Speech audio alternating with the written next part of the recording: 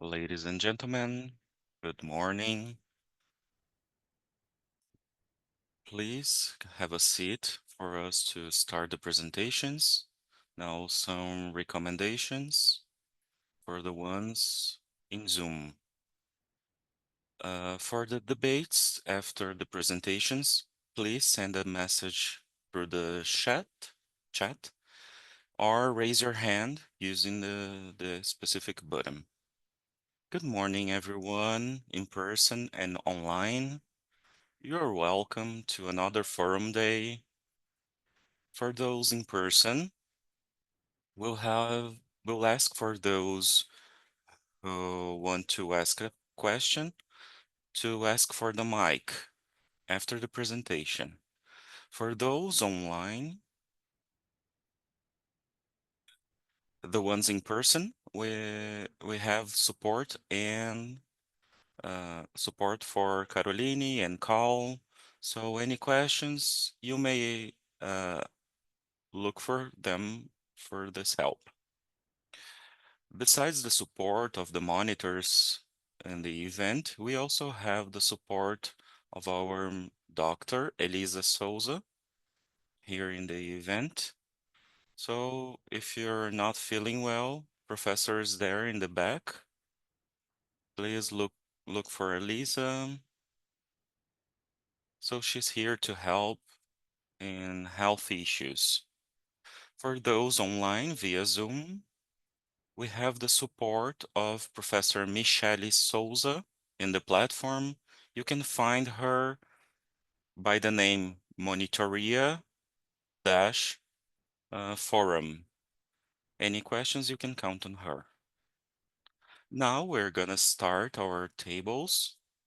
The first table has the parapercepciology theme. I'd like to ask Anna Catarina Franzini to call for her.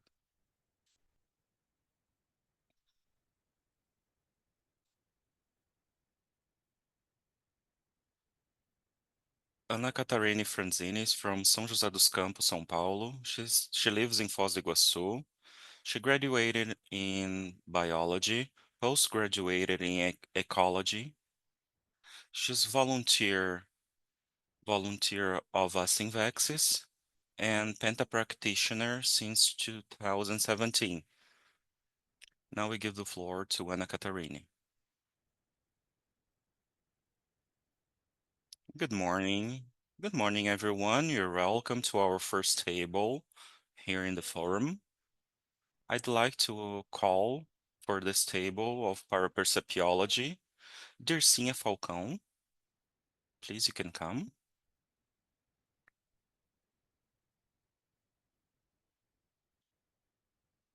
Dircinha has a degree in history and law, post-graduated in labor law and civil law, retired and currently a real estate broker, volunteer of the International Association of Pentology, IC Tenepes, since 2020, Penta practitioner since 2020, and verbetographer and encyclopedist since 2021. Welcome, Dircinha.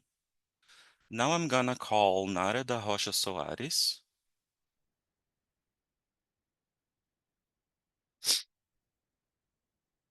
Nara has a degree in economic sciences, a postgraduate degree in administration and marketing, volunteer since 2014, Penta practitioner since 2015, and currently IIPC International Volunteer and Isaac Simultaneous Interpretation Coordinator. Welcome, Nara. Now I'm gonna call Rosa Nader.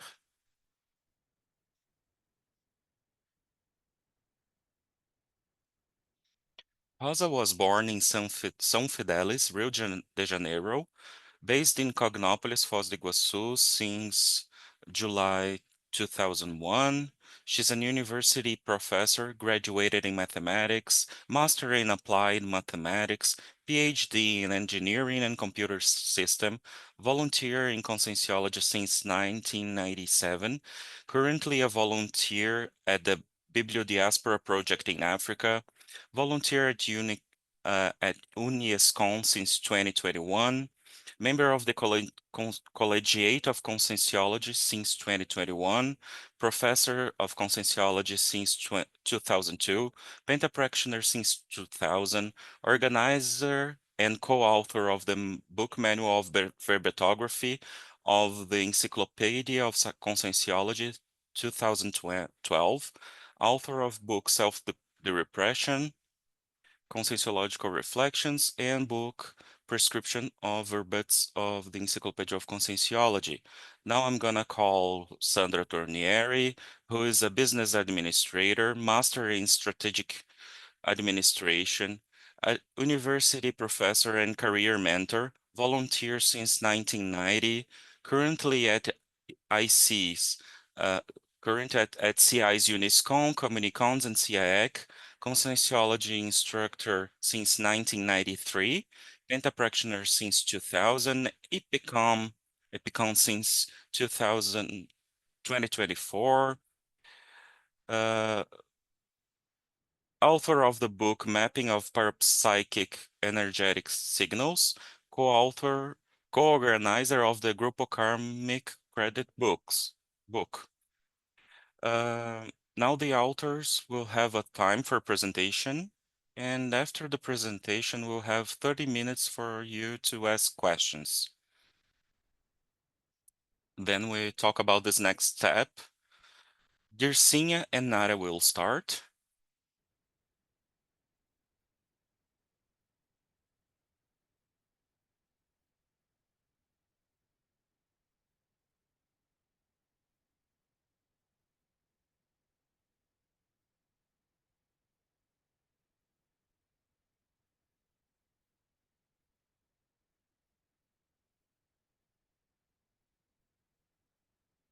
Good morning, everyone in person, those online. You're all welcome to this forum. We'd like to thank the opportunity to be here representing and being of a group of the Penta practitioners that is looking for tools, attitudes, interconsciential changes that can improve our Penta. We'd also like to thank Professor Waldo for bringing the conscienciology and this possibility of us to improve our evolution and group evolution. We also would like to thank all of you that are pioneers on Penta, all of you that the livings became just cons, that are like lighthouses for our tenepsistic evolution. Our paper is the study of the Holothocene of the Australinus Serenissimus for the development of 24-hour Penta. I'm Dircinha. I am Nara, and I'd like to thank all of you here. I'll give the floor to this Dircinha to start.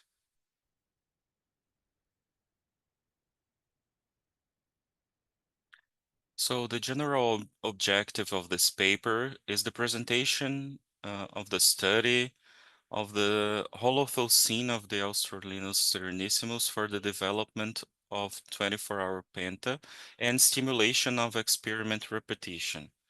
The specific objectives are the self-assessment of Penta techniques and use of resource for alignment tools such as the Holothocene of the Australinus Serenissimus to qualify Penta.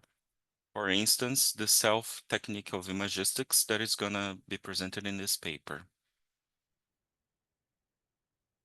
The methodology we used was rapport with the Australinus Serenissimus Holothocene in Penta during this year of 2024, weekly writing fields of about 5 hours where we would have joint text, and there were so much help and many synchronicities. One would start a phrase and the other one would conclude it.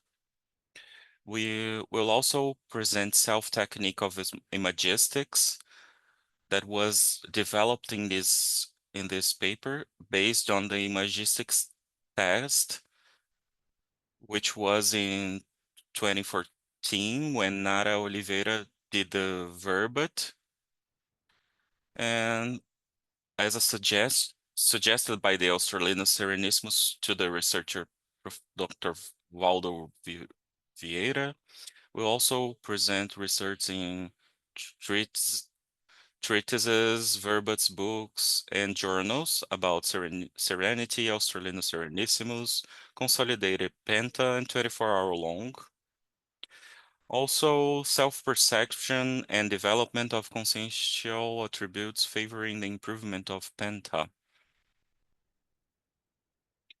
Our start point for this paper was the forum of the last year, 2023.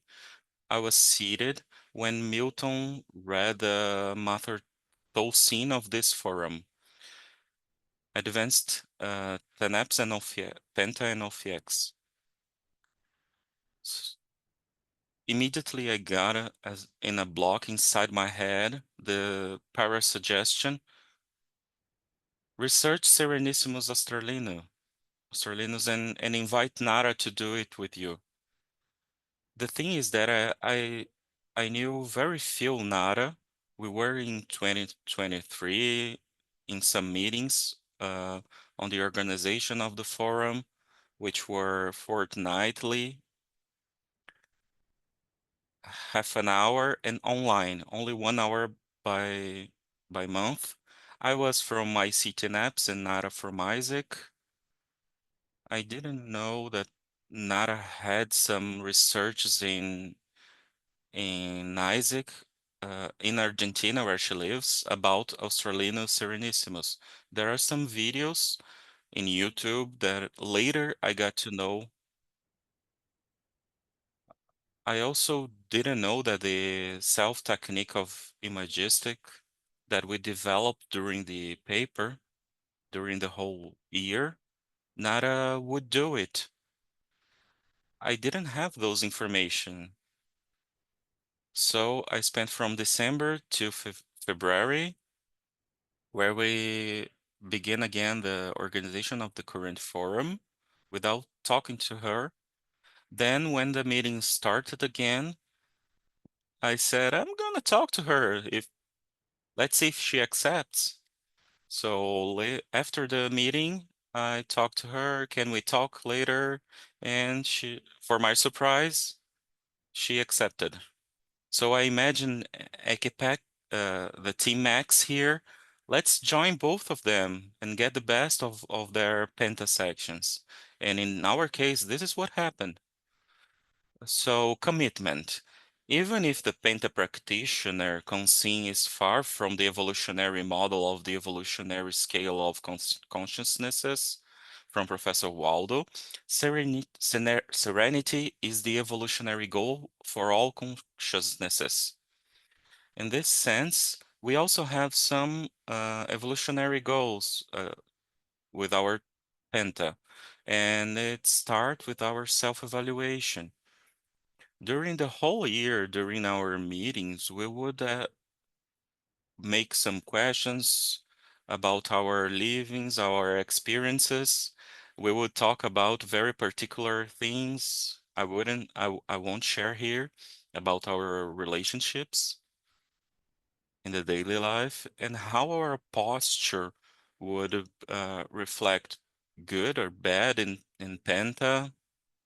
And we would have our feedback of each other during our meetings.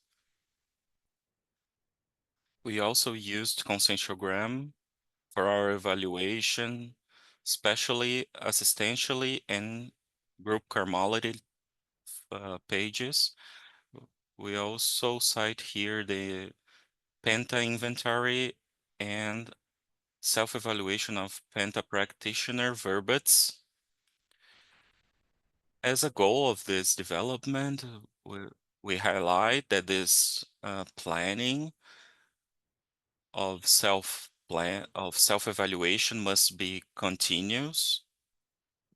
There was also a gap relation uh, related to projectability, lucid projectability, which is a focus of ours. Also improving energosomaticity and in the multidimensional communication. So we assume this objective to this commitment of qualification in the daily personal energetic tasks and seeking connection with the holothal scene of the Serenissimus contribute to mental somatic maturation. According to Professor Waldo, the traits that characterize his Holothucene are assistance to Antarctica, assistance to the Falklands, Southern Cone assistance, cooperation for the expansion of the Spanish language in the world, extraphysical reurbanization of ancient sites, and anti-Bellicism. As an example, uh, in the South, we had the missions that were for catechism. Nowadays are museums for visiting. It's part of history, but reurbanized. Re- Also, Professor Waldo indicates that hydroenergies, given his location in Argentina, in Cordoba, and proximity to Antarctica, Foz do Iguaçu, Guarani Aquifer, and Itaipu plant. These hydro energies are also a connection with Australinus Serenissimus. Here we have a representation of the Holothucene spread reach in Antarctica 1, Falklands Islands 2. This is a representation of Australinus, one of Nara, and one of mine. And this is a representation of us, our group here. So Foz do Iguaçu, Itaipu Power Plant. There are 4 countries here in Southern Cone, 5 countries, Argentina, Chile, Paraguay, Uruguay, and the south of Brazil. The Guarani Aquifer, 4 countries, Argentina, Paraguay, Uruguay, and Brazil. Some states of Brazil.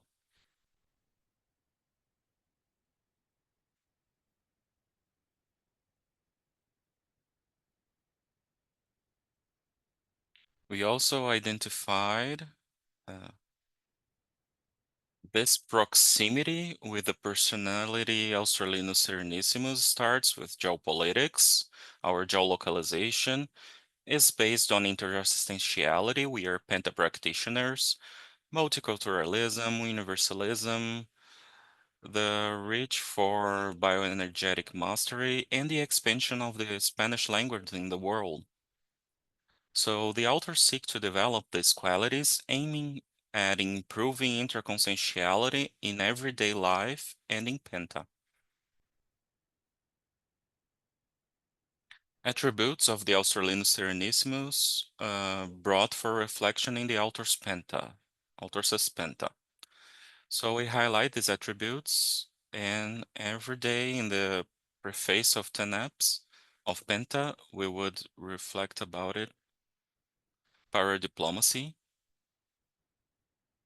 Para, that in the sense that we are connected to the multidimensionality through Penta, calming, pacifism, energosomaticity, the energetic work, mental somaticity,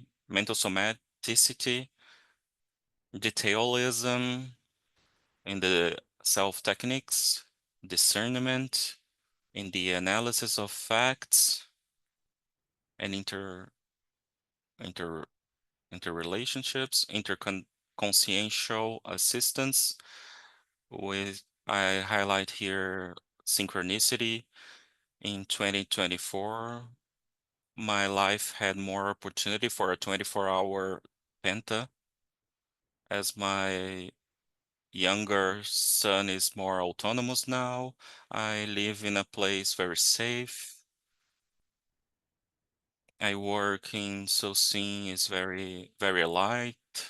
So everything is a synchronicity for this 24-hour penta way.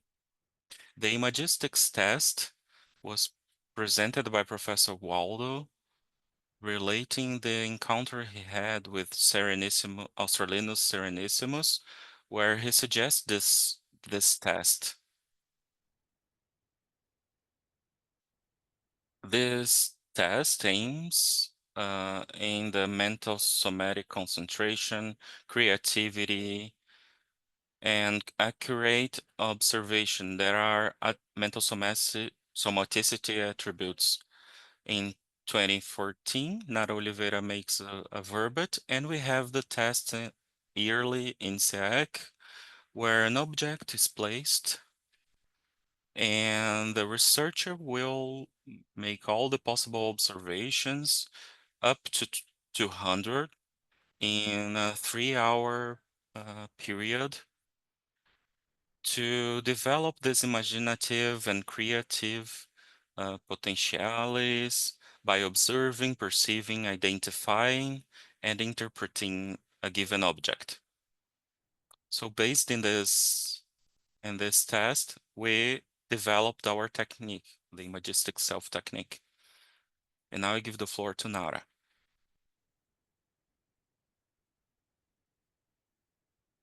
Can you hear us? Okay. So Dircinha said that when she invited me, I had decided that in 2024, I would start my GISCONs, the GISCONography, and I would need a work that I would identify myself in this moment. Uh, I had the coincidence that in the day before I had this material of Serenissimus that a friend had sent me. And in the imagistic self technique, I had started with a friend for us to develop together, where we would get an object. Sometimes I would, and the other times my friend, and we would describe 20 characteristics. And the first one to end it would end the task. That gave me disposition. I became energetic with it. That with each object, we would have 20 observations, and my friend would also have, and this would be the idea of the technique. And I brought the idea for Dircinha. And we present here a more technical way of this method.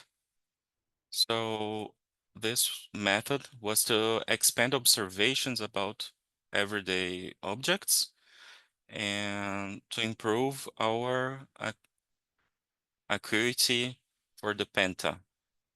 So as we had a few time, we would double the observations considerations of each object. We started as with a pen, and we started with 20 from me and 20 observations from her, and we were thinking that how can a very evoluted consciousness can see all of these 20 considerations.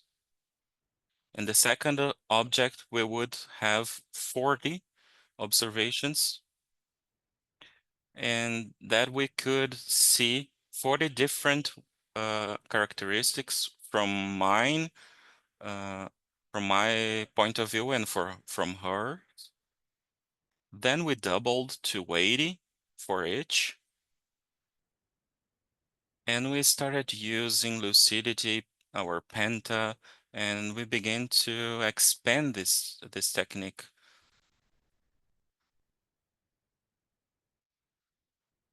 So what brought us these learnings? Our cognition, the initial acquisition of knowledge. It's very interesting. How can we develop ourselves from something so simple like this technique proposed by Australiano Serenissimus, which seems very common, but if we don't put in practice,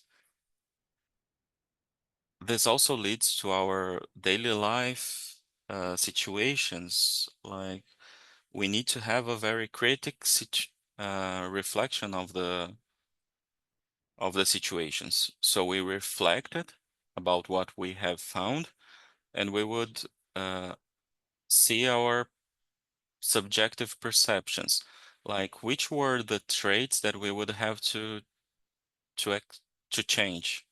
Where were our blockages? What the points we would have to improve? Just a second.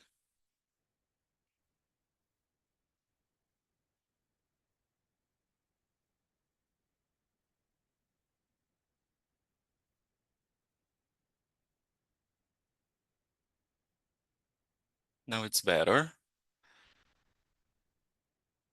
So we would start seeing these traits and seeing the postures that we need to work on. Then we realized that when we were in this field that we were forming, we would have a very calm, much lucidity we would see in this field, and that would expand our ideas. And we would realize that when we were not homeostatic in this, we would we would be taking non-ideal decisions, and this we were bringing to Penta. How can we improve to better receive those who are coming to our Penta, needing assistance? So we started doing our resins, and I remember Professor Waldo saying that our better helper are us, but we are also our worst intruder. So we started thinking on where we wanted to be in. What was the field that was bringing the best for us to think better? So we did our prophylaxis, and I began in 2022 when I was doing the professor's formation in reaprendencia, and it started there. But when I was working with Dersinha, the certainty of resins came to me that have started before. So the things that appeared now, I keep recycling and also with the senior, and we keep recycling it. It's not something that I can say that I already overcame. It's very hard. Sometimes we go back, but we keep walking, we keep moving. And this is the idea, to keep moving and to keep manifesting more homeostatically. And the cosmovision of what we've seen was to see all of the traits and the contributions we had that we could move on. And this was very positive. Then we got into the concept of from Professor Pilar Alegre from 24-hour Penta is the continuous practice of assistance characterized by the multidimensional, cosmoetical, and spontaneous engagement of the veteran lucid conscience, usually achieved after 10 years of Penta experience. And I highlight here some things that she brings: the interassistential dedication for this 24 hours, and the small interassistential tasks that we develop on our daily life. We should consider this as a 24-hour penta. Everything that we are improving in our daily life is our penta, 24-hour penta. Our is that assistance for our colleague that needs to be better, that he doesn't see um, his strong traits that we need to highlight, the self-critics that we need to for our reasons, this the somatic self-organization that is very important for to develop this 24-hour penta for us to be in the volunteering, in the work, in the family. We need a soma very active and with conditions for this. So self-organization, somatic is very important. Also, self-research that I'm bringing here to you that we need to continue. The facing in the assistances in the daily life, the importance of registers to see what we still need to improve, the identification of um, self-corruption that we are sometimes we think we are doing a job and but we are not. Sometimes we need to go back and see where need to improve. And sometimes we have conditions to give a larger step, but we are afraid of it. And we need to assume it. We just cannot stop assistance and the respect of the others, and sometimes we want the other to change, but we can only change ourselves. We cannot change the other. We should not wish the other to change. My sister is here, uh, but besides her, I don't have anyone closer. And Dircea also doesn't. And this constant living that brings the 24-hour penta. So we were always perceiving the helpers, the support, the clarity, the inputs for us to put in the paper, our recycles to improve our CPC, the energetic donations that we were feeling and perceiving more outside the Penta session, the writing, the gesconographic that we are presenting to you, and an intimate gratitude for all the ones that already have written and give us material to help us get getting here. This is priceless. This intimate gratitude and the security interassistance. And our final conclusions is the study of the specialty contributed to cognitive understanding of how to better take the personal and penta practice path. So we have the self-confrontation converting in writing and this personal improvement. And we got into conclusion that the 24-hour penta need a planning to develop this planning for a qualified interassistentiality. And I leave the question, which is where contribution to the mini piece or multidimensional friendship. This is our parabound here. We are the mini piece here, and the importance of this work for us not to be afraid of, and just know that we need to develop it. And we conclude here with this phrase that summarizes all of what we've been talking. The connection in the interassistential work of Penta depends on the personal commitment and effort, and through this determination, the team acts interacts, helping to bring out the best in each consciousness. Thank you, everyone. I hope you all use the self technique.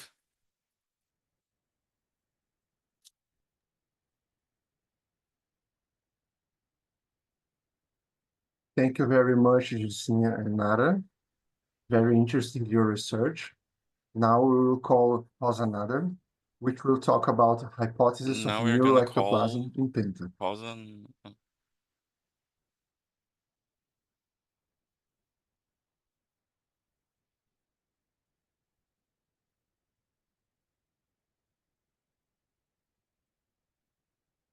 Good afternoon, good morning. Before I start, I'd like to thank to Milton. If it wasn't for him, I wouldn't be here today presenting this work. And I was owning to myself because I have more than 20 years of Penta. I have never had written anything about Penta. So I thank very much to all of you, the organizers, the coordinators of the CI Penta, and the coordinators of this event. The hypothesis of neuroectoplasm in Penta. I will, in two personal facts. The first one, a situation that I've lived in mega euphorization. I don't know if you remember that period in which Professor Valdo used it to make mega euphorization in the end of the tertulian. One person goes and the two others go invited. When it ended, Professor Valdo said, happened something here, but I'll wait all of you to speak and then I will speak. And then I said, spoke about all my feelings.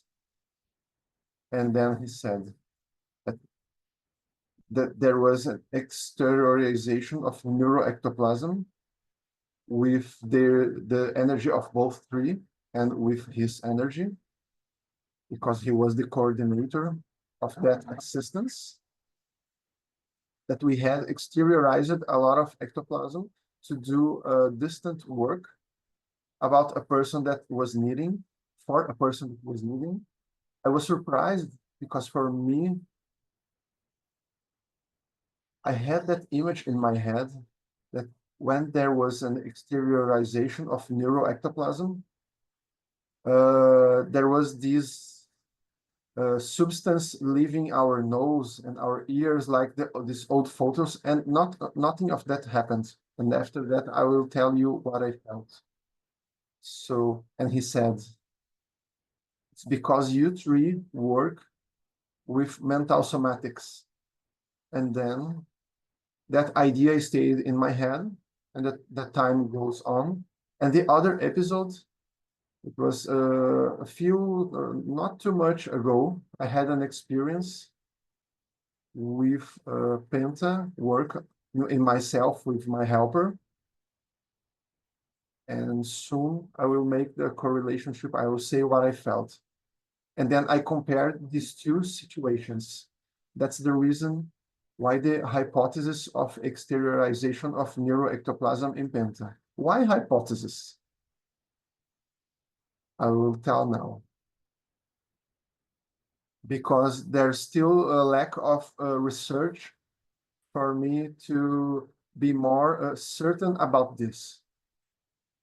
And the methodology for this research was to use a comparative method. I haven't compared absolutely all the aspects. I could have made a table, but no. It's not a very strict comparison, but it's a general view, a general feeling, a more global aspects of the both situations that took me to raise this hypothesis. The objective. Then I started to study this theme, and I started to study, and I've seen myself with some aspects that Professor Val used to speak and some tertulias that he used to comment about the subject. And then I understood, and after that, I will suggest to you to watch these tertulias. The necessary condition for the penta practitioner to reach the externalization of neuroectoplasm is that intellectual improvement and ergo-parapsychic experience synergism. It's a synergism. Why is that? I don't know if all of you remember that the necessary condition is that if you don't have that, you can reach a goal, but it doesn't guarantee to you to reach. It's necessary, but not sufficient. It's necessary for you to have intellectual improvement and an ergo-parapsychic experience to work with neuroectoplasm. And then I will talk in our conscienciology level. We will talk soon that conscienciology, it becomes subtle, it transforms subtle, all the experience, all the more evident experiences. That's the reason why Professor Valdo said that this synergism formula, the idea wasn't mine. It was induced by what Professor Valdo said about this synergism that I just said, the intellectual improvement and energo-parapsychic experience. Our capability of discernment, the deeper knowledge of all the nuances of conscienciology. That's it. The definition of neuroectoplasm. I took the definition of Professor Daiane Rosa in the activity of the Epicons.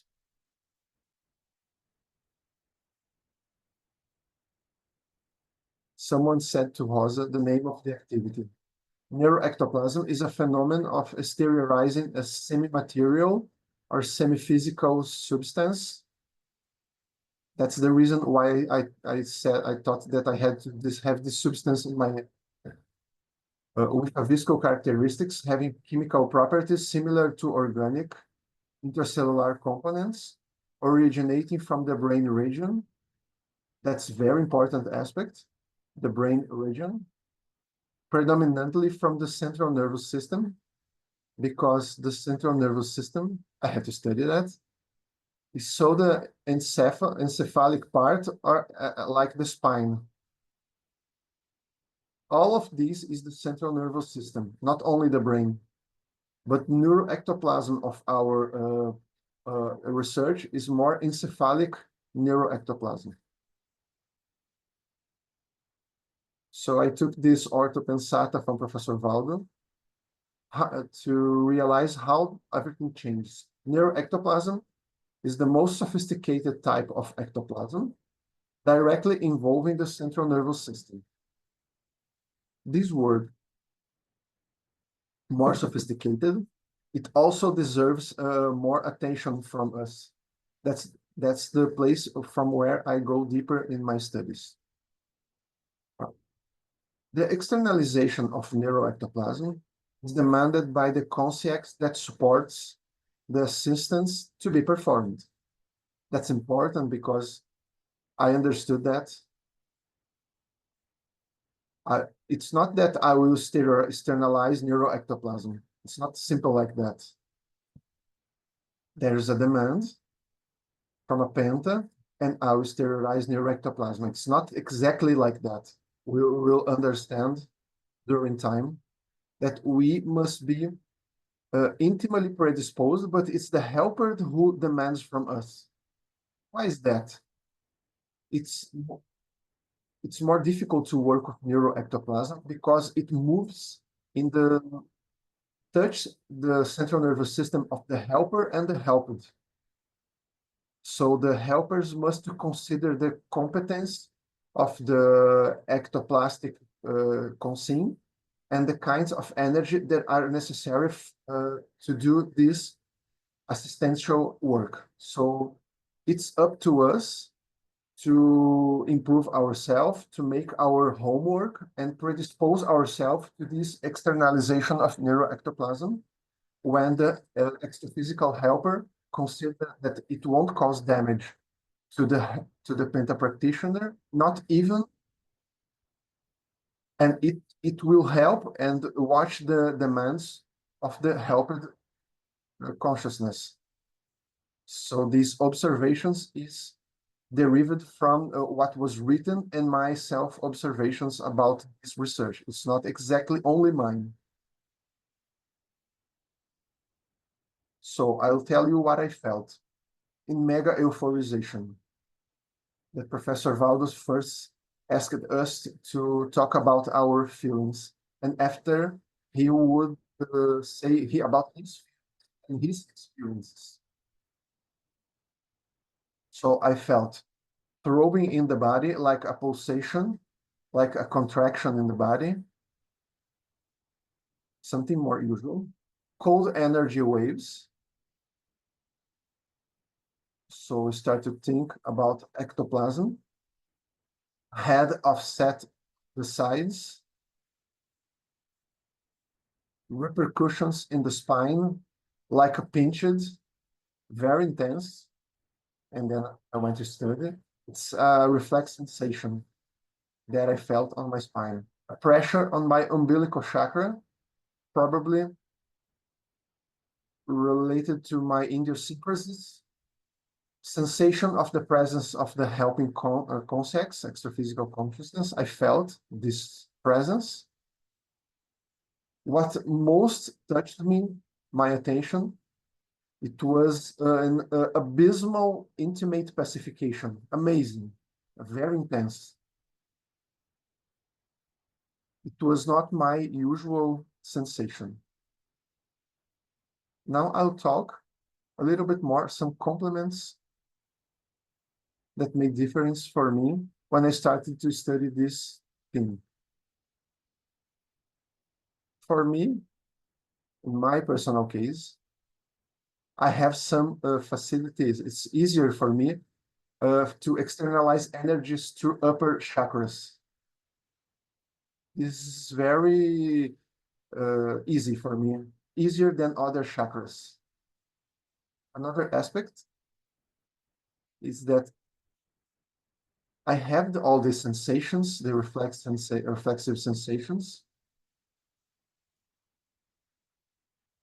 I feel these these reflexive sensations in all my body. So it's the sensation in my spine was not that unusual. Self-thocenization, when focused on assistance, it can sustain neuroectoplasm at a satisfactory level and brings calm to the assistant.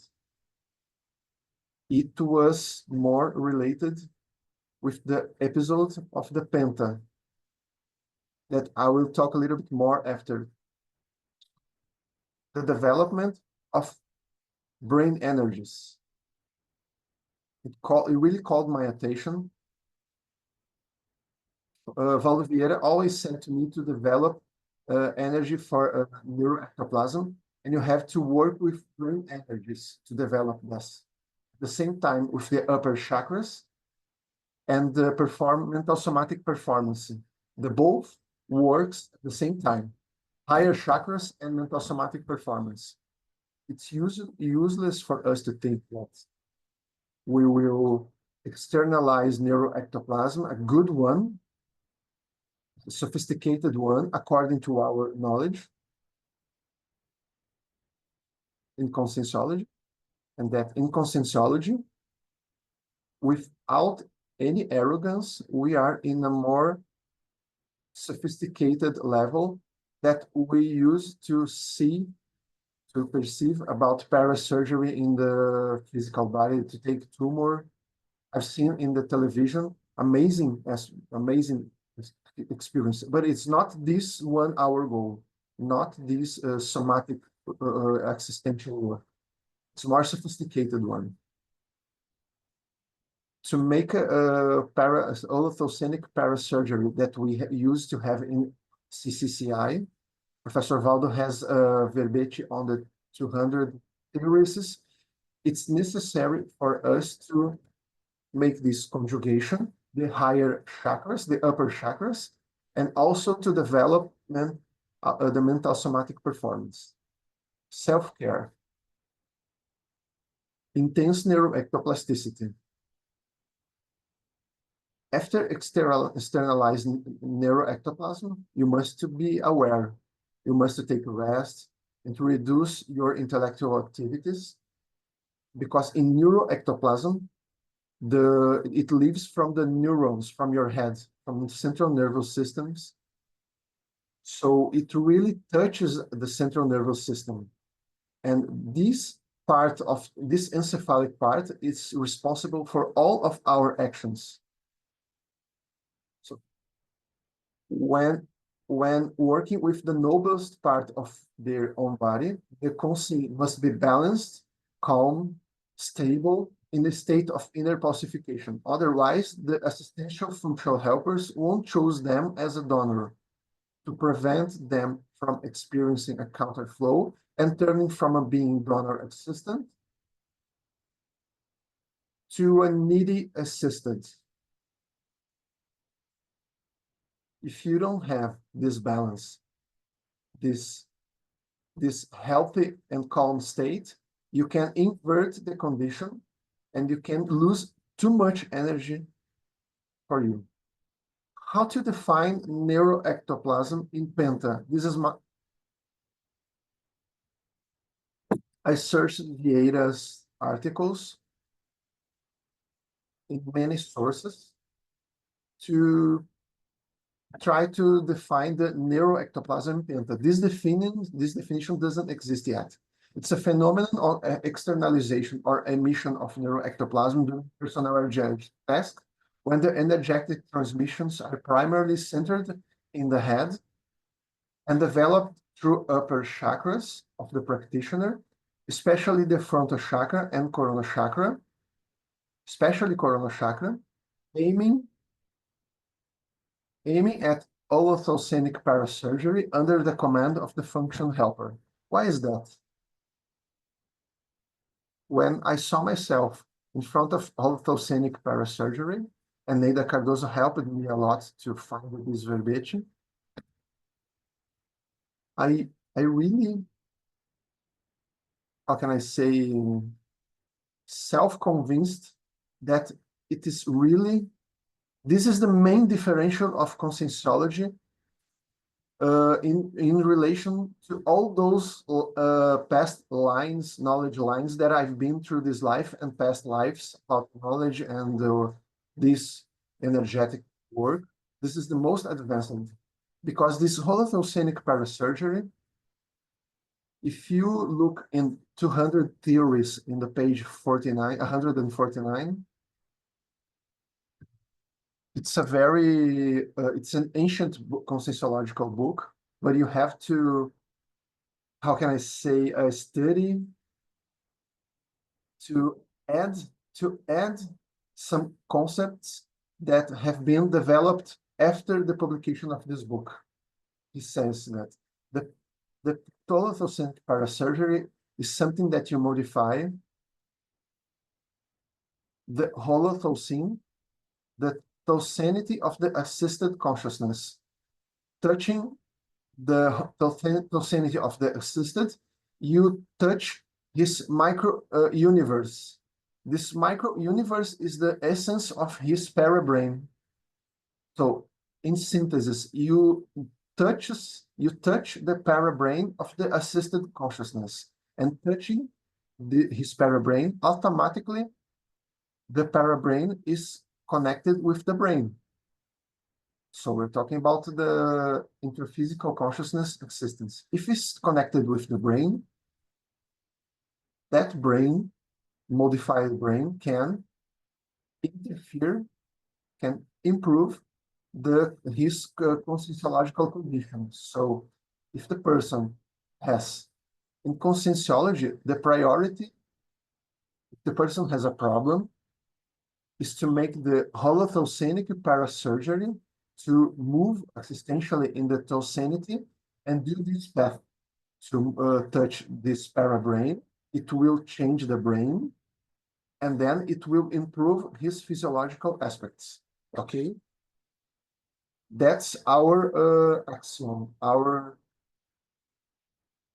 So for us, the important is to change the thalassity, the assisted thalassity. That's the reason why neuroectoplasm impaired. And that's the reason for us to change his way of thinking. We have to change our own way of thinking. So include inside our brain and our parabrain notions, more sophisticated notions of conscientiology. What is really worst? What is really worth? And then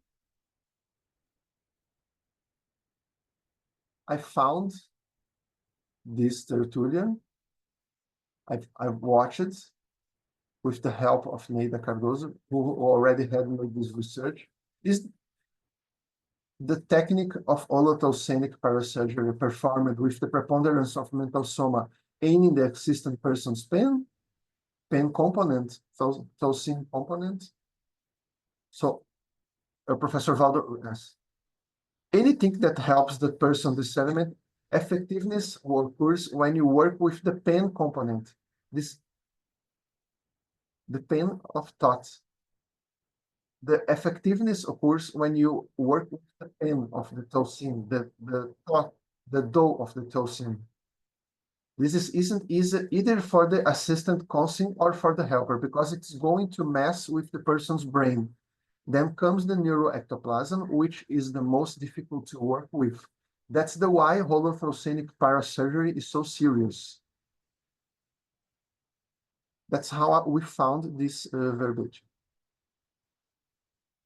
Another Tertullian's questions. The same Tertullian. In the more advanced stages of Penta, when more externalizations begin through the coronal chakras, impulses from the head, can this holothalssanic parasurgery be performed? And then Professor Valdo's answer, you can. I realize that in many OFX process involve many mental somatic problems.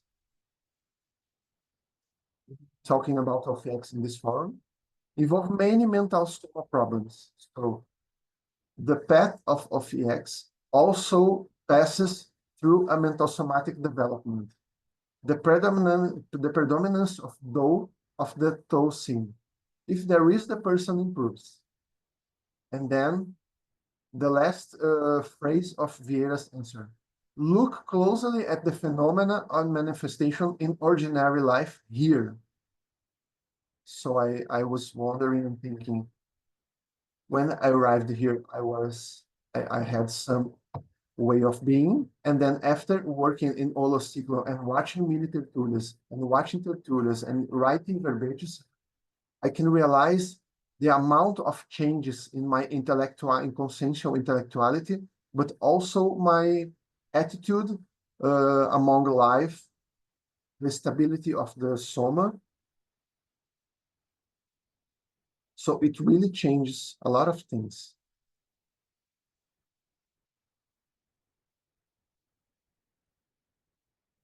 And then starts. I will go into my hypothesis, but besides, I will talk some other aspects. As I said before, when I exteriorize energy, it's much more easy to externalize by my head. I've made statistics. So in the last 6 years, it's been a while. So it happened during the pandemic phase. I made a statistic that out of almost 36% of my requests were related to health of head and central nervous system. The requests for a penta for me, the lecturer is speaking. a lot of anxiety cases, dispersion imbalance, intrusion, harassment, lack of control, insomnia, irritation, suicide, depression, discouragement, lack of motivation, suicide, ideas about suicide. All depression, we have intrusion. But depression, it also can be disease, not only an intrusion. Disease in the head region, stroke, Parkinson's disease, Alzheimer, cancer, aneurysm,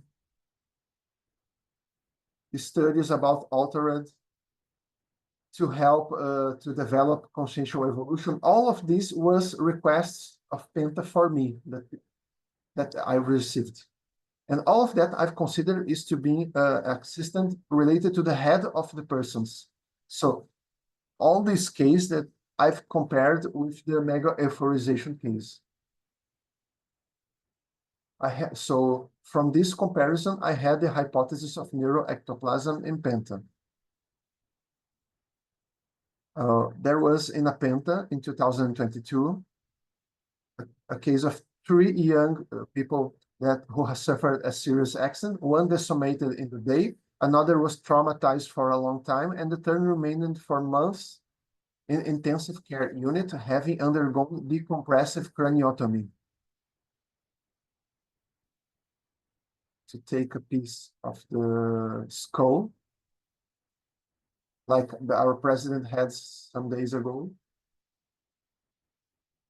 And then for this group, I worked with the externalization of energy, what was ostentatious, especially for the one in the ICU, and for months. From this case that I raised the hypothesis of the externalization of neuroectoplasm. Which were the signs that I've perceived in Penta, which happened in many months. It was not only one session of Penta. I had a lot of elongation, energetic tunnel in frontal chakra of both the Penta practitioner and the assisted one. I said tunnel of frontal chakra, but the real sensation that I had, it was a complex leaving from the coronal chakra also.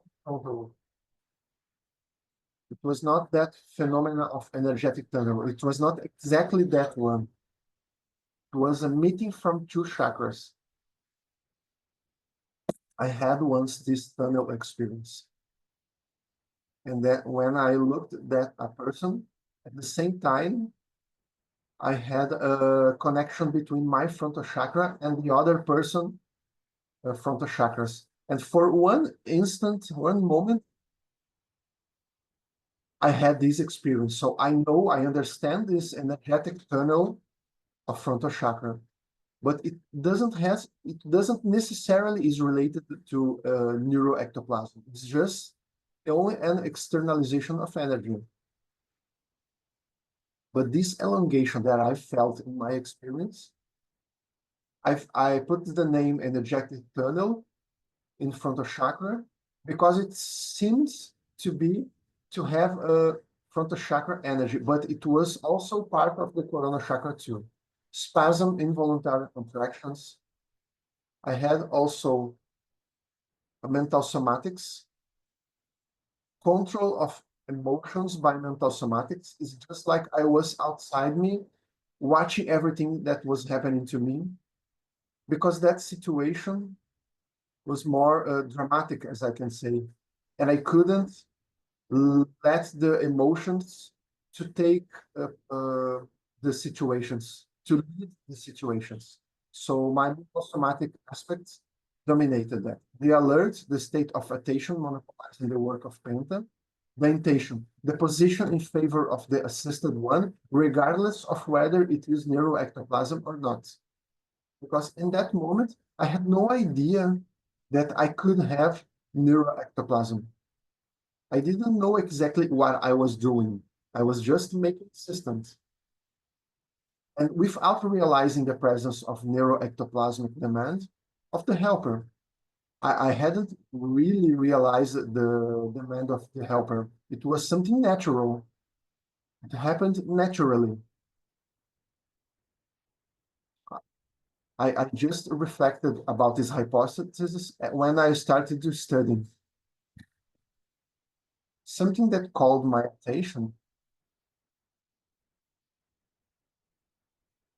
Do you remember that condition that I've just said? We must take care to request the neuroectoplasm because it can damage the donator consciousness. I can't say that I stayed really bad, but I had some problems after that because during sessions, it was not only one or two. I felt like I heard in my head some cracks. Some it caused me some dizziness or some kind of vertigo. But with my own strength, I could control that with my own force. But I had some dizziness and vertigo, and the next day I used to get tired. I had to rest a lot. So, but at that time, I didn't make the relationship that with neuroectoplasm. So just after that, when I started to study and reflect about the situation, then I started to think about that. So as a result, the teenager recovered. Another aspect that I would like to make clear, the people around don't know about mental work. They don't know nothing about conscienciology and the con causes. Uh, I don't mean that it was the penta that healed the teenagers. I can't say that explicitly like that because the two survivors had problems and the one that they sommated sometimes comes into my penta. But I think that penta helped a lot. And because of I study a lot of conscienciology with like a mental conversation with the externalization of energy to help all those people that were needing. But this teenager that recovered, that left the ICU in some months, he was being cared about with a very good doctor in very good hospital. So I'm not saying that the cause of his improvement was only the penta, but penta helps and sustain him at least partially, as we live in very distant places. So I cannot be observing him on a daily basis, but I really wanted, if I had a very lucid projectability, I really would like to analyze how this penta touched his sanity. But in the I'm still talking to my helper and to realize to see if he gives me this chance. So some final considerations. So the conditional hypothesis. Although the six indications of the use of neuroectoplasm in penta, as explained, were ostensible to penta practitioner, such paraphenomenon still requires deep exploration. Therefore, the hypothesis condition should be maintained. In terms of self-confidence, the penta practitioner can acquire greater self-confidence regarding evolved interassistential neuroectoplasticity, guided by synergism, intellectual improvement, energetic parapsychic framework.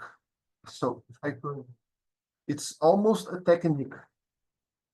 If you want to improve your neuroectoplastic capability, you should develop, invest the synergism, intellectual improvement, energetic parapsychic framework. Intellectual, it's a word that I took from Professor Valdo Vieira's publications. I didn't want to put mental somatic because it was more very generical in my opinion, but really intellectual to improve your cognition and understanding through consciousology studies. What what is OFX? Go there and study.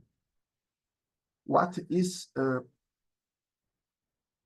24-hour penta? Go there. You should go there and study. That is his proposal.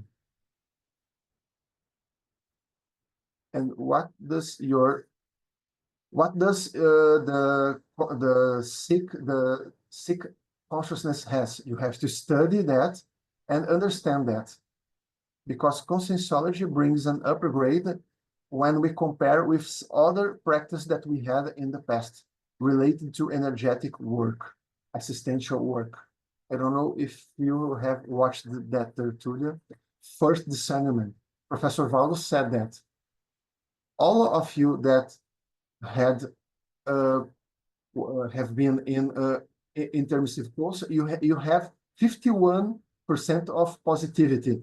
But I have to emphasize that you had to make a personal recycling to learn to do assistance without needing anything in exchange.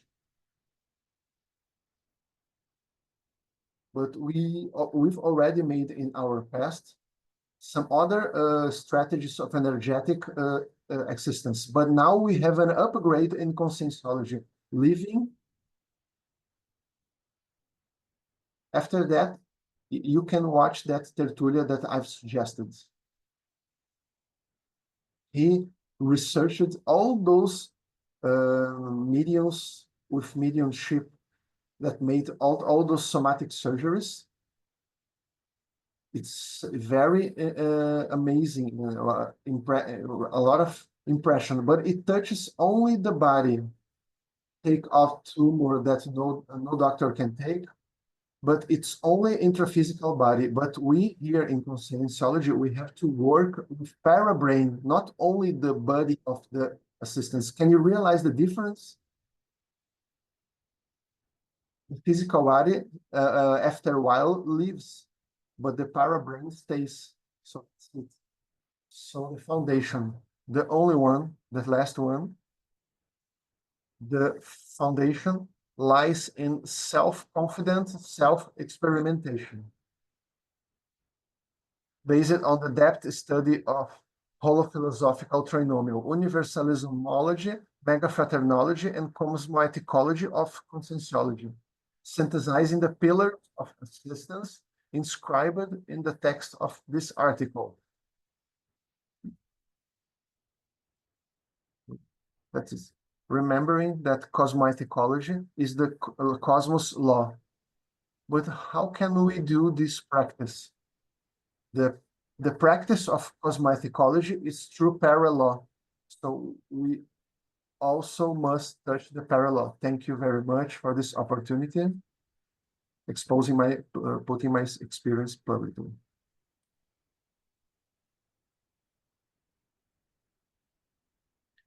Thank you, Rosa, for your presentation, for this very important research. Now we call Sandra Tornieri to talk about pentalogical para-auditing synaletics in the pentapersonal writing task interaction. Hello, good morning, everyone.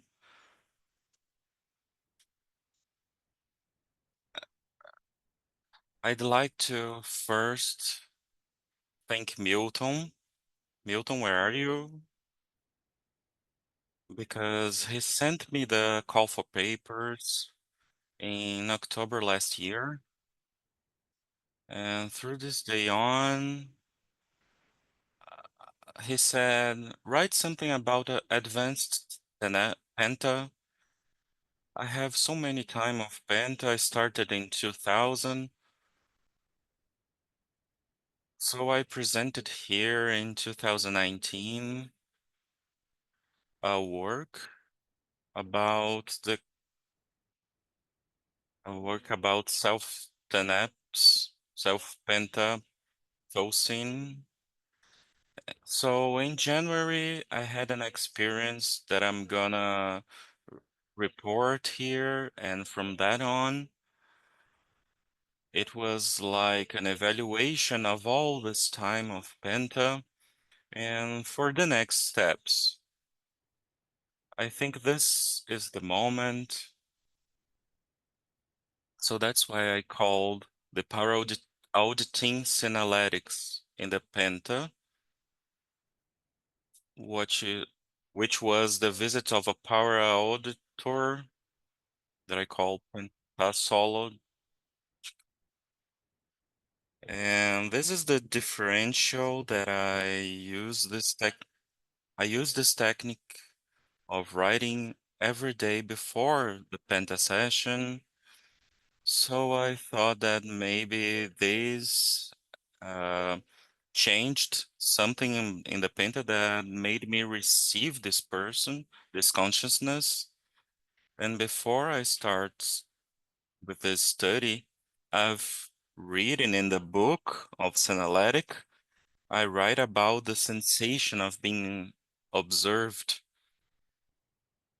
And I call here the Sanalytic of para-auditing, astrophysical para-auditing, that I've had this experience before of being self-observed, of being observed. This was in my personal library where I felt the presence of a helper auditing myself, seeing what I was studying. It was not properly connected to Penta, but this other, yes, it's connected. So I'm gonna show you the steps. So to start, it was in January 6th, the visit of the pentological auditor helper. I'm calling here Perry Team Task, the technique, and the mapping of helpological and grapho helpological signs. That from this day on, I could map my signs, my synalectical, and the research was to answer these two questions. What are the evolutionary effects of the pentological auditor helper's visit in the context of the parroting task interaction? How did the mapping of helpological and graphoparological synaletics favor this context?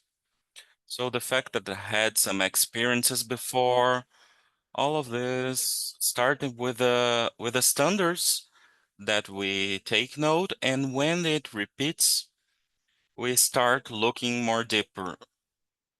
So when it happens, it's an evidence that it happened again. And the visit of this helper, the auditor helper, happened that way. So the methodology is uh, the study of the report happened and drawn from Synological self-experimentation from 2020 to 2024. And here we have the structure of the paper. I don't know if you have the PDF, but we have all of uh, this summary. Let's see if I can go through all of the points, but I invite you to see the paper. We are gonna present all of these items here.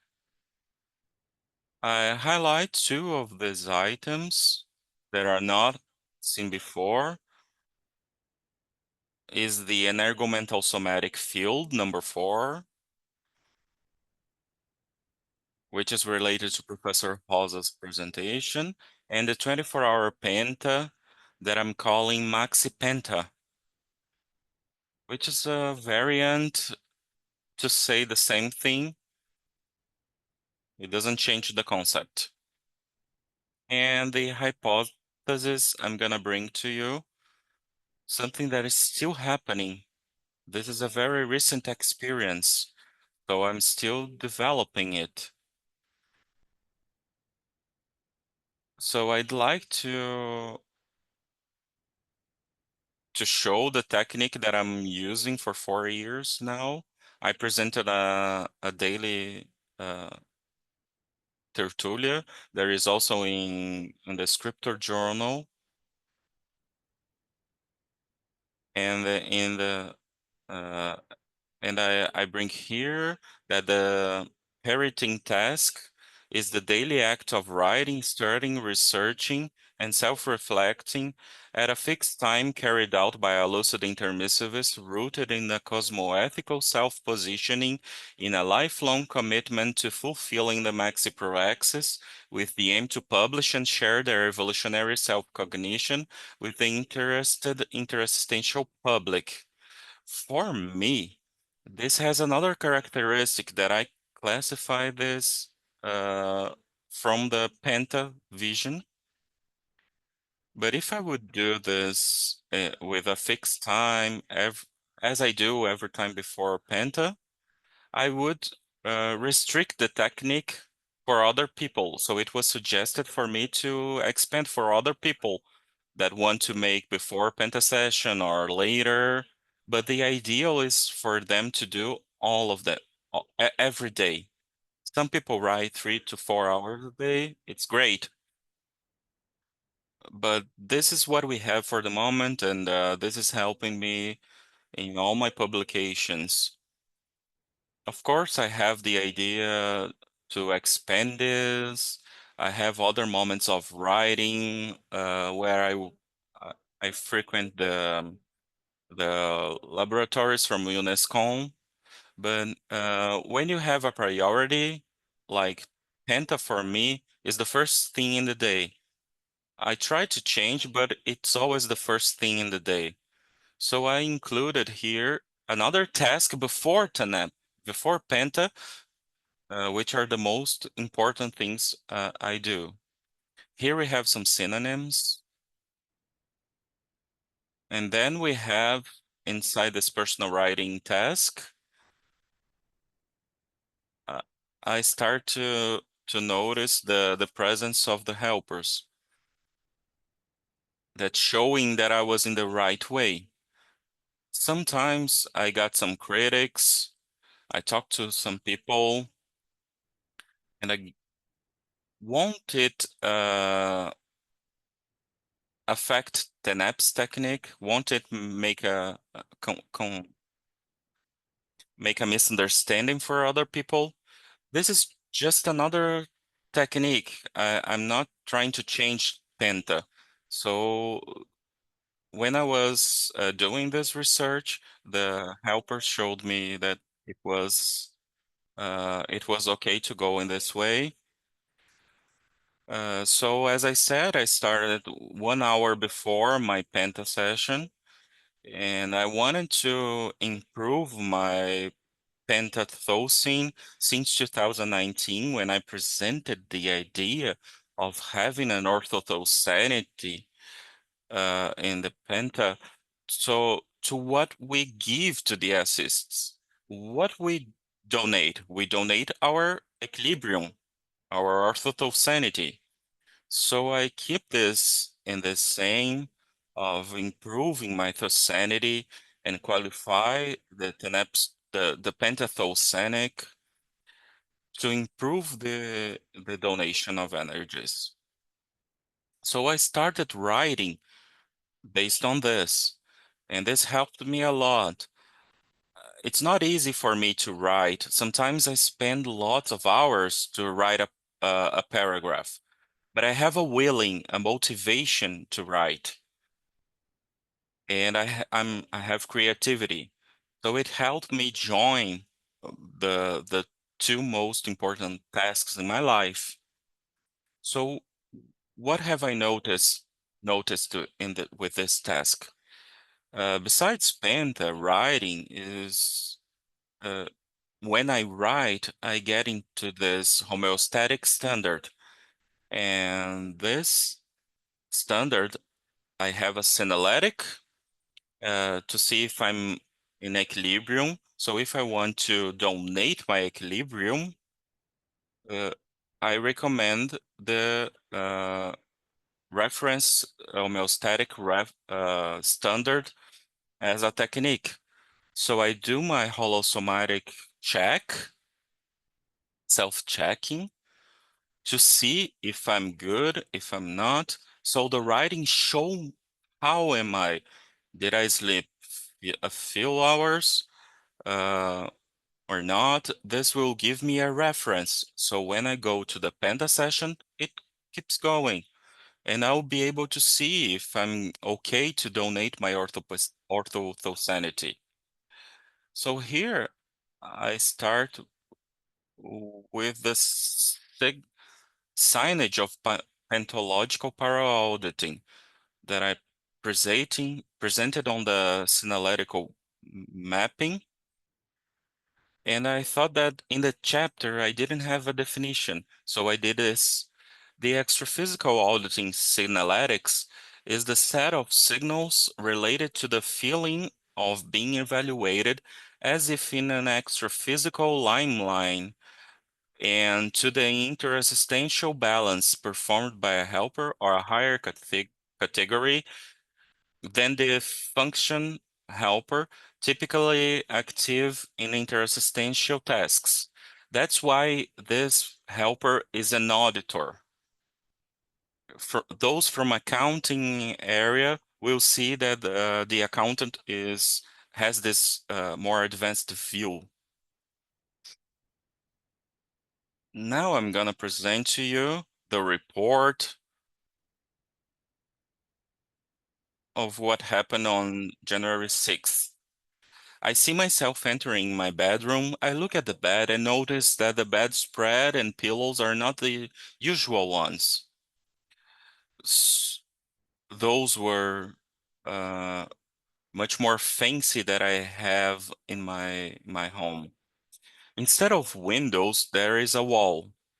Instead of two windows, I had only a wall. But I find this normal. So that seemed to be the astrophysical of my intraphysical base. I hear voices coming from the penta room, as if uh, they are connected to each other in my home. As if there was a meeting of consciences there, some even speaking in other languages. This is a projection. I was not physically there.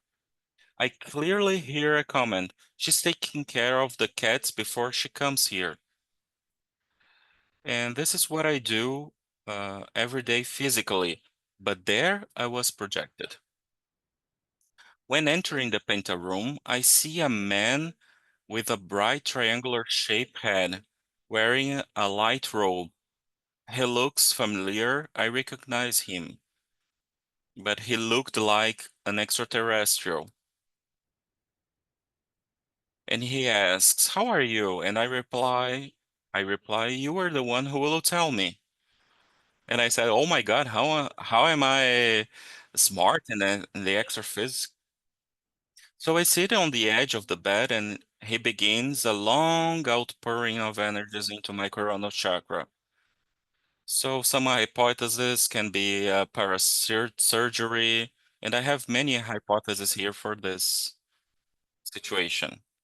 And then I spend the following month and I just wake up from this exercisation. I write everything.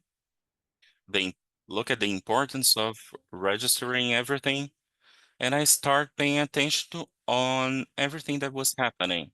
I spent the following month in a true mental somatic in spring. It was not energetic, it was mental somatic because I felt calmer, patient, motivated, happy, excited, yet calm. My mental somatic attributes are functioning more actively, but with serenity. I notice my reasoning become clearer, and my memory sharper. I increased gestionographic and reading productivity for the rest of the months and continue to do so up to the present. I start reading a book per month. That was not part of my previous habit and stop watching series. I feel motivated to externalize energies through my coronal chakra several times a day.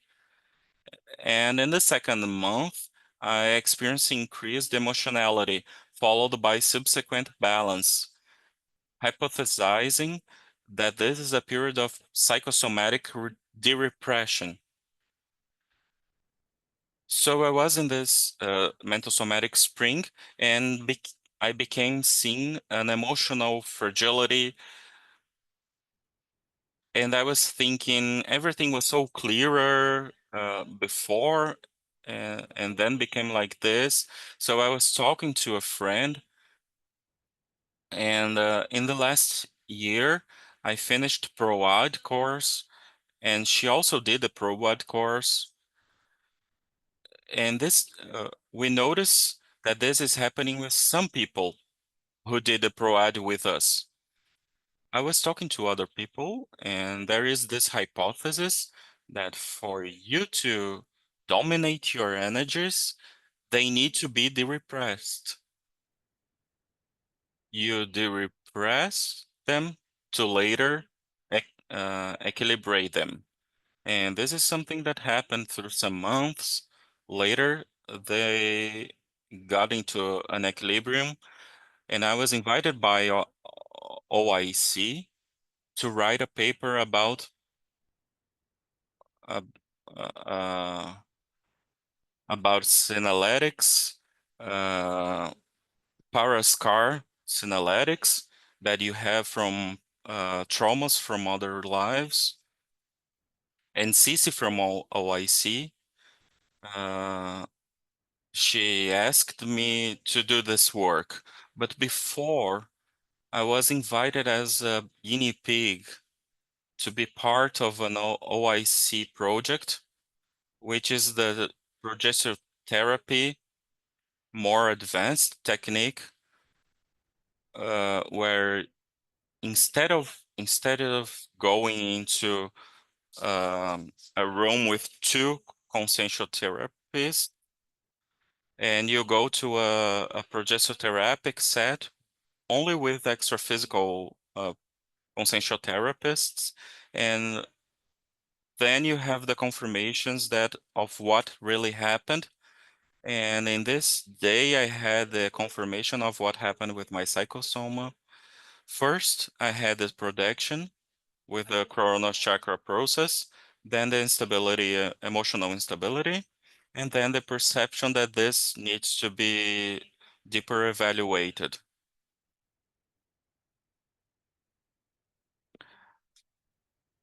So in the third month, I clearly perceived the need to implement a useful routine through sim dias, through the coronal chakra, and the constant externalization maintained by man, maintained the depertological standard of reference following a crescendo coronal chakra sim dias the intrusion. This is something that I perceived after ProAd. So I started noticing the standards of this crescendo corona chakra same dias the intrusion. So I perceived some people from my group that studied the synaletics, that they also had this perception to exteriorize more energies through corona chakra. We think that this could be a coincidence. We don't know. So I talk about this hypothesis that other Penta practitioners also had the idea to exteriorize more coronal chakra energies. So the energomental somatic field came from this daily writing task, and there is this interaction between energosoma and mental soma. So Professor Valdo would always talk about the depertology, that it will require our capacity, energetic and mental somatic energetic capacity. So it becomes very important, this interaction. And this parroting task is the process of the daily personal writing task, a differentiated and specialized interassistential energy field informed through the interaction and prioritization of energosoma and mental soma vehicles. So you create in your house this encapsulation, and you can do it in your house or in any kind of field of writing. So the maintenance of this will improve the holothucine of the penta practitioner. The effects are related to the maxi Tenepes 24-hour penta, and it will be a training for the self of CEAEC. So I believe all of this process I've been through and the other penta practitioners, it will require more daily routine that will do the maintenance for us. If we don't have this daily routines, we cannot deeper uh, ac- ac- study anything. So what we are calling Maxi Penta is the definition of Professor Pilar Alegre. The 24-hour Penta or Maxi Penta undergoes a crescendo of development throughout the Penta practitioner's interassistincial journey. Logically, pentalogical veteranism will enable the Penta practitioner to achieve a gradual level up. So we are talking here about many lecturers. We are talking a lot about 24-hour Penta in the sense that we will be available for it. And I have another study that I do here is the teleguiding that I do this connection. Not that I'm teleguided right now, but this is a process that we see of availability. As my Professor Marina said yesterday, this availability makes us be in this teleguidance standard. I'm not teleguided, but I become teleguided to help the the consciousness that are needing this assistance.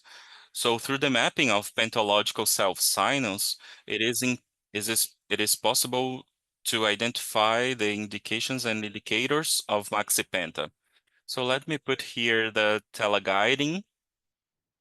This signaling of interexistential teleguidance is the set of energetic psychic and parapsychic signals related to the feeling of being led by a function helper to take a specific physical course, make a decision, write intellectual production, or perform clarity task with the aim of addressing an emergency demand or an extra agenda interassistance. The parapsychic concern with self-discernment about the occurrence as a mini piece of the evolutionary maxi mechanism. I have two papers that I wrote with some reports of what happened there. One of them, for example, I was in the shopping mall and I wouldn't go to a specific place and suddenly from this panoramic a sensor, I see some dogs being in an exposition. So I go down and see the dogs, and there was a person there to be assisted, a known person to be assisted, and I didn't know they were there. So some simple things that we see that are directing us. So I think that's very interesting from Professor Waldo that the real self-critical teleguidance manifests most effectively in the intellectual production of the lucid conscience in a systematic and refined manner.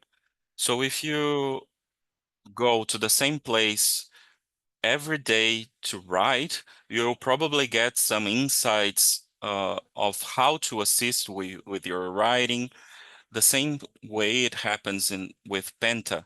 You will have the intellectual production. So I have here the experiences that two different words that were not in my uh, brain dictionary. First one was talante. I woke up with this word in my brain, and this is the person that do something through their own will. And I said, this is it. I need to write right now. I need to do the writing task. And also Trimegistum that came during Penta. And then I got to know Trismegistum, which was a master, 3 times master that wrote a book, Kaibalion book. This book is very old, from Egyptian philosophy, and I didn't know many things. And I was looking to through this. I talked to my evolutionary duo, Amin, and he said that we had that book in the shelf. I read the book, and I had got some repercussions. I showed to other people, and I suggest here for you to read the Kabbalion. And got a synchronicity that in the same month, many people had the inspiration to buy this book. And Hernani Brito, that owns the epigraphy, he also decided to put the book there. And he said he only got the inspiration to put the book to sell. Probably the consex approached many people, and many things happen.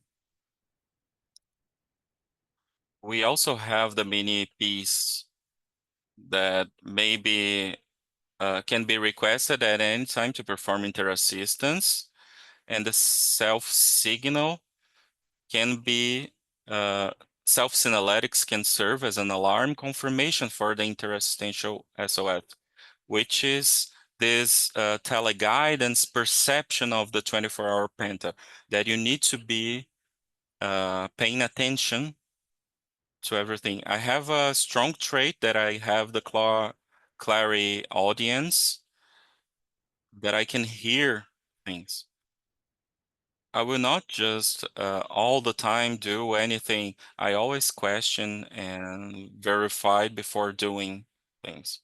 So a power fact, we have the hypothesis of and evidences here. I have 6 hypotheses here. The hypothesis that the para-auditor visit serves as a guidance para fact and a positive sign of the interessential relationship, supporting the most relevant tasks in the author's current proaxis parroting task, evidenced by the reception of energies in the coronal chakra with lasting repercussions of mental somatic potentiation. It was not an extrapolism. So we have the hypothesis is that the helper's visit is part of the pentological power auditing function, supported by evidence of having mapped the feeling of being evaluated and the synaletics of extraphysical auditing, as detailed in the chapter of the book, Mapping of Parapsychic and Energy Synaletics. So this is a research I want to do. I want to see um, who has who have received the para auditor. The extraterrestriology is the hypothesis that a helper is extraterrestrial, and the hypothesis of prior interaction with the helper, supported by the evidences of the instantaneous affective recognition of an evolutionary friend. I had this instantaneous affective recognition, so probably lives in other planets. We don't know. The hypothesis that the power auditor or helper is a pentologist is based on evidence of extraphysical moral authority and face-to-face presence within the penta environment. So a hypothesis here that I will probably know later, that there is uh, the hypothesis and inquiry arise from the evidence of mental somatic effects still active in the author's 11 months after the astrophysical visit. Could it be possible that a paratechnological power implantation was performed in the author's parabrain, or could it be involved? Could it involve the recovery of paracons? All of this I'm still investigating. The hypothesis suggests that the effect of the pentalogical para-auditing was favorable and marked as null stage in the outer spenta, based on the reported evolutionary effects. So I was in this process to self self um, self-proposing to be an epicon. So probably this could be related to for me becoming an epicon right now. So I was accepted for the PhD uh, selective process. So many things happened during this period. The hypothesis of that the pathological para-auditing occurs periodically on the specific date of January 6th. I don't have expectations, but it's gonna be hard to not to be with expectations, but maybe it repeats on January 6th. Maybe the helper let me have perceive these experiences. All of this is drawing on the similarity to researcher Vieira's reports regarding the annual balance of Penta and of FX. So what is the month of your annual balance of the Penta? For me, it's January 6th. So I have this hypothesis that it may be precise like this or not. And the hypothesis that Penta is extraterrestrial paratechnology after the paper, this is not in the paper. It's just a hypothesis from me. That the hypothesis that the Penta is extraterrestrial paratechnology, considering that the Penta para-auditor is an extraterrestrial. So this is something for us to think. Here I have some questions that were answered through the presentation. So I leave here the thinking that is in the paper. Parauditological signaling indicates a helpological interest in the interstitial development of the intermissivist's will, aiming at applying maxipenta, optimizing pentaparating task. This is the hypothesis I bring here. Let's keep searching. Thank you. Thank you very much, Sandra, for your presentation. Now I'll have some minutes for you to make questions. You can raise your hand. I will make a list. You can make for one of them and for all of them. Good morning, everyone. I'd like to ask at first for Rosa about neuroectoplasm. Rosa, how did you, when you realized the first times the externalization of neuroectoplasm, how did you feel after the externalization? And how, after your research and your hypothesis, after the study of externalization of neuroectoplasm, how do you feel today?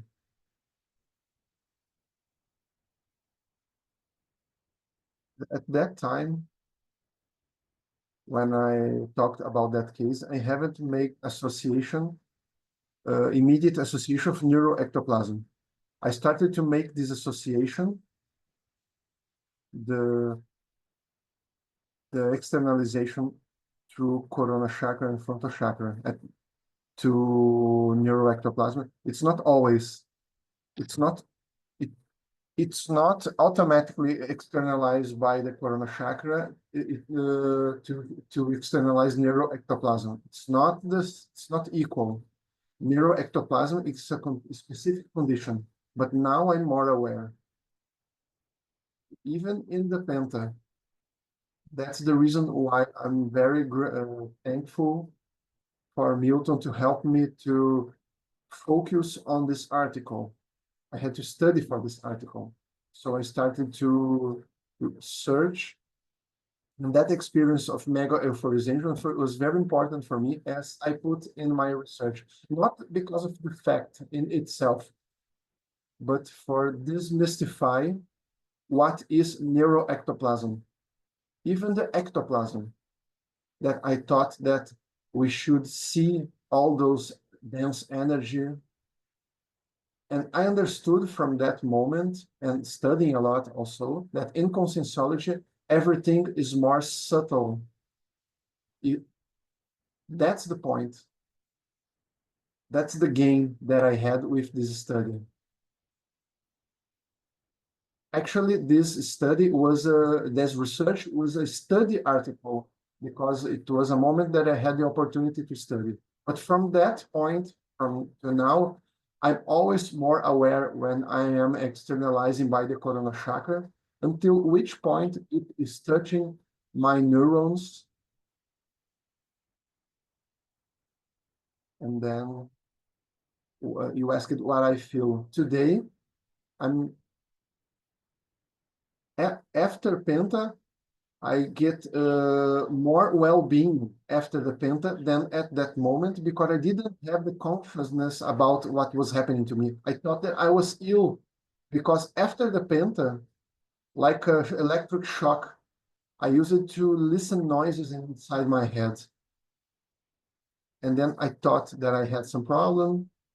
But in our days, I don't have this pathogenic anymore because I know that it can be from neuroectoplasm. But I'm, but for me to decide with a great level of certainty that is neuroectoplasm, I must have a lot of evidence and take all those evidence and hypotheses and then to have a great level of certainty. I don't have yet at this moment. I don't know yet all the parapsychical signs, and I was commenting to her that I will do the next course because I need to advance more in the understanding of the energetic science.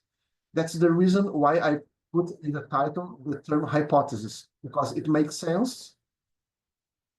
The in the intention to work in the mentality of the person to externalization by the corona chakra and frontal chakra, the condition of I stay very tired in the next day. All of these make sense, but still it remains the necessity of a lot of research. That's the reason why I left the term hypothesis. Have I answered you? And this research that you brought, for me, it was very important because I have all these externalizations in Penta like you, and in field courses, especially field courses, I get very tired after that. That's the reason why my answer. When you can identify better, if you can, if you can work with that, deal with that in a better way, and stay not too tired after that. Today, I can leave those field courses and Penta a little bit better, but there was a time that I stayed very tired with Penta. But this tiredness aspect, we can't connect exclusively and specifically with neuroectoplasm. The person must to analyze it specifically. If the person is well trained energetically, it's not well trained energetically, it will get very tired after that. My sign of neuroectoplasm seems that when the head gets empty after the penta. Somatically, I'm well, but my head, it's completely empty. For me, it's a hypothesis of energetic sign of neuroectoplasm. Each one of us must make its own research. Our science will be different for each one of us with its own specificity, individual specificity. Each one must make its own research, but your research will help us. Thank you very much. Thank you.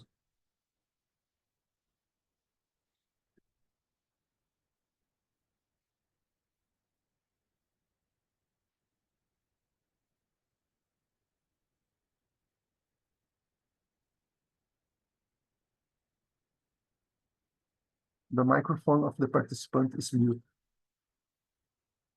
I'd like to congratulate the table for the excellent research presented. I've seen the synchronicity of all the works presented.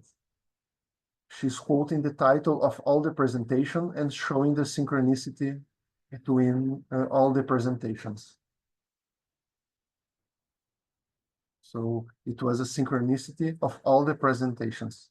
My question goes to the first duo, Professor Girsin and Professor Nair. You have commented a lot of your research, but I would like you to go a little deeper to ask, what do you consider, what was the major learning at the moment when you decided to publish your results of your research?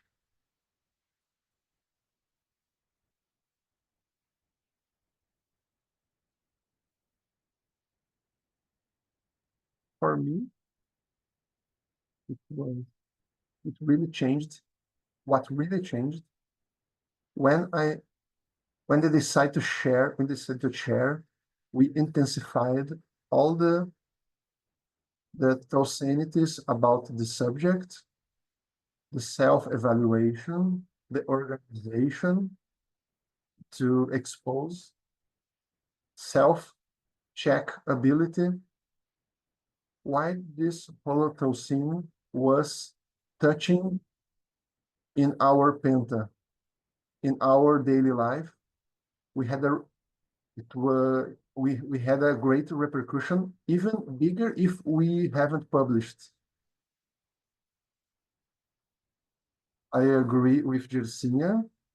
I think our decision, through our self-decision, all the things that starts to happen, and I'm very grateful, and the gratitude is my bigger gain, my greater gain. Thank you.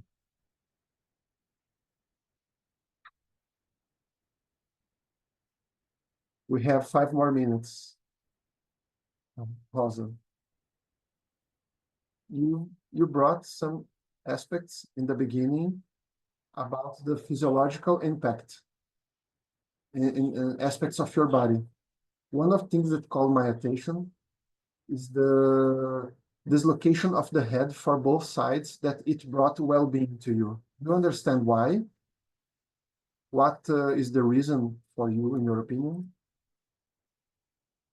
This aspect of the para-head dislocate, it's quite common for the majority of people, in my opinion, because it's something very, okay, very easy to perceive that, the dislocation of the para-head. At that time, for me, it was a surprise in that mega euphorization. Professor Valdo says that all of us contributed for the externalization of neuroectoplasm, because actually I was not connected with that. So I took all the symptoms independently of which one was the specific, but for ectoplasm, neuroectoplasm. But my hypothesis is that this movement of the head, of dislocation of the para-head in relation to the head, physical head, it eases the externalization by the brain, the physical brain, because actually we work with the para-brain, but we need maybe this meeting or dislocation between physical brain and para-brain, for the para-brain to externalize the neuroectoplasm. I never read about it, but I think that's the reason why this dislocation, it's the cause of the para-head dislocation, the discoincidence of the para-head. Sandra is helping me. So it's a kind of discoincidence, uncoincidence, for the energy of the brain to live better.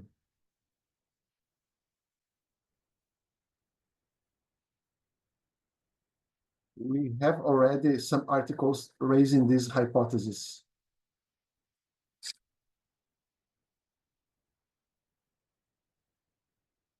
Now, reminding, I think all of this, it was caused by the strength of the energy of Professor Valdo during mega euphorization. It was an experience for me very interesting because of my pattern of the calm and harmony that I got after that experience. I've never had that level before, but now I know that I can reach that level. So I try to reach these better patterns because I think it's quite peculiar, the movement of the head. It could be an expansion to leave the parabrain. That's the reason why I was curious to understand the movement. There is a hypothesis. I don't remember exactly if Professor Valdo wrote about it, but I've seen a lecture about it of Henrique Rodrigues. One of the main psychic at that time, he was very friend of Professor Valdo. I haven't met Conscienciology yet. So Henrique said that to have parapsychism, it must have a dislocation of your line, of your personal line. So I think that this dislocation, when we feel this dislocation, we feel our parahead dislocating, but it's not always that we feel. But parapsychism is this dislocation from the skull to act for this parabrain action. I don't know if it helped. So I'll take to my self-research that. Let's still talking about it and talking about it.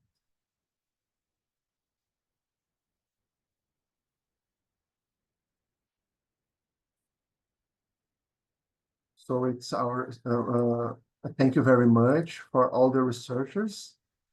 You have all contributed to our science and your research. Thank you very much by the results.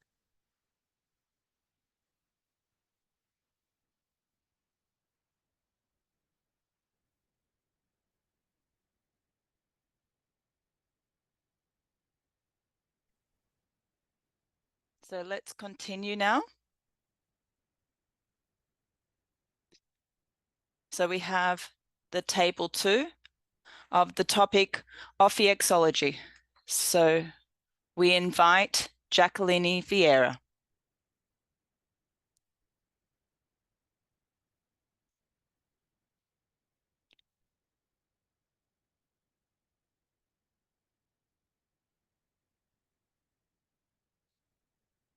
So she's specialized in literature in the Portuguese language, and she's a volunteer of Conscienciology, and since 2014. So she's an author of articles,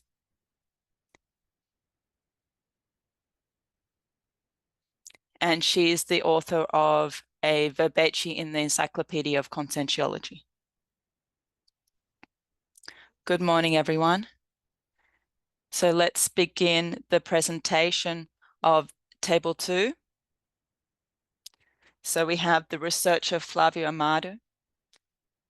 So he is Brazilian. So he's from Cachoeira do Sul. He is an agronomist engineer specializing in georeferencing, a Penta practitioner since August 1997, and a Conscienciology instructor since 2002.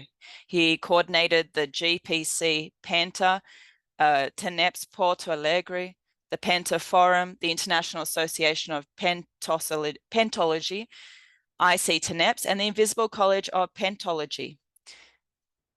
So he is a verbetographer, editor, and author of several articles and courses on Penta. He is also the organizer and co-author of the book Practical Applications of Penta. So now he will present.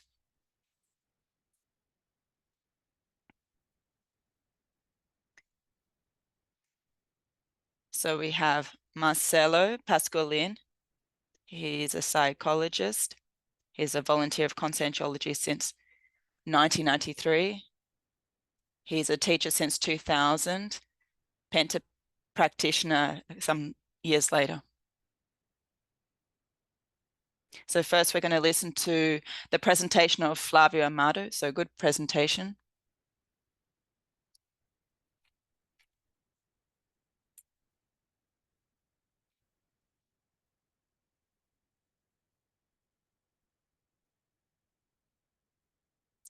Good morning, everyone. So I will present the hypothesis of the paraperception of a con-CX off EX. So to contextualize, I am a penta practitioner for 27 years. So I consider myself as a veteran penta practitioner, but not just this.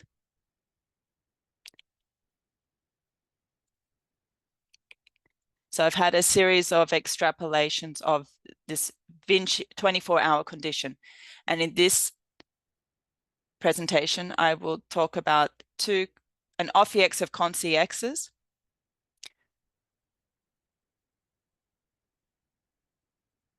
So let's go to the first slide.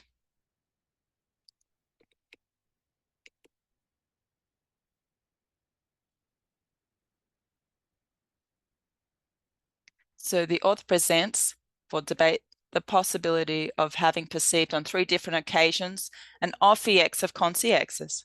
So I put this as a hypothesis. So I could be imagining things, but these are my perceptions of this period.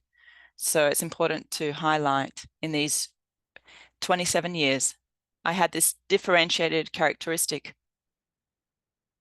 So I was participating in this group of researchers. So I coordinated for 14 years this group. So, and then also the Invisible College of Penta. And I was coordinated the IC Tenepes.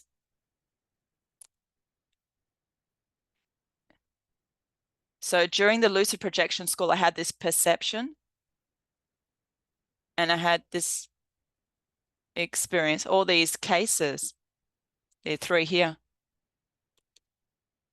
So there was some kind of validation that occurred afterwards. So after this course in 2016, I had visualizations of extraphysical environments. And this corroborated with the theory of off EX. And then I had a projection in 2024, which was more recently. And this reinforced the hypothesis of this con-CX off EX. Let's go to the next slide.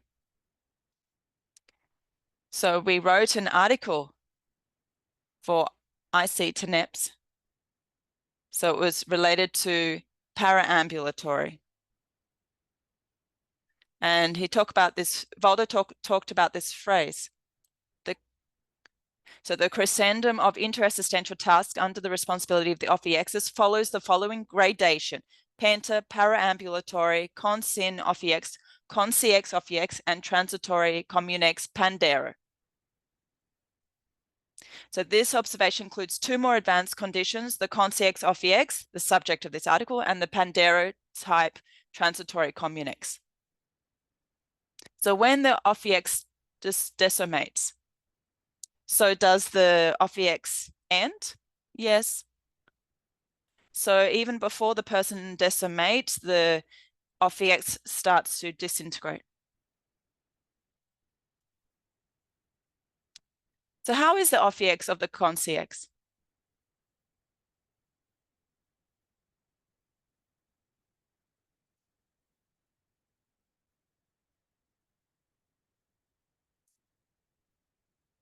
So I put in my own words about how I felt about this. So in this article, so who wants to do research about the off EX of a con-CX? You'll be able to see the ideas of both Valdo and my own ideas. So Vieira states that the off EX represents an advancement or improvement of the personal energetic task, being its natural outcome, which allows reflection on the evolutionary journey from the condition of penta practitioner to advancing to the condition of off EXist.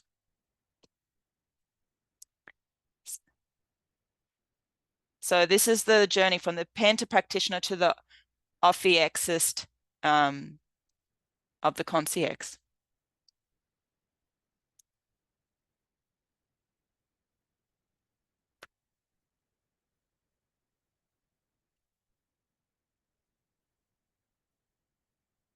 So the ophiexist is of an extraphysical basis.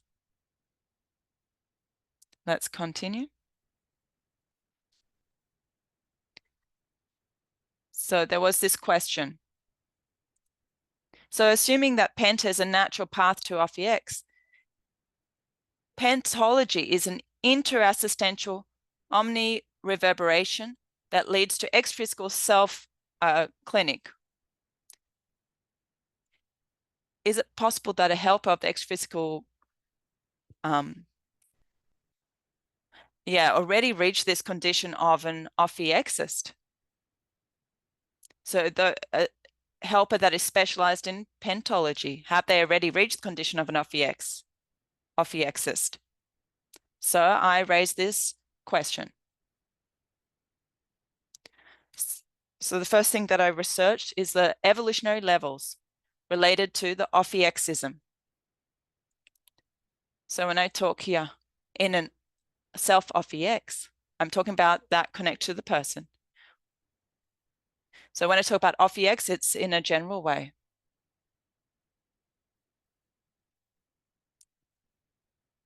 So to be an ophiexist, one would have to surpass the Depeto condition. So the person who's already an ophiexist practitioner, they've already passed that phase of being a Depeto.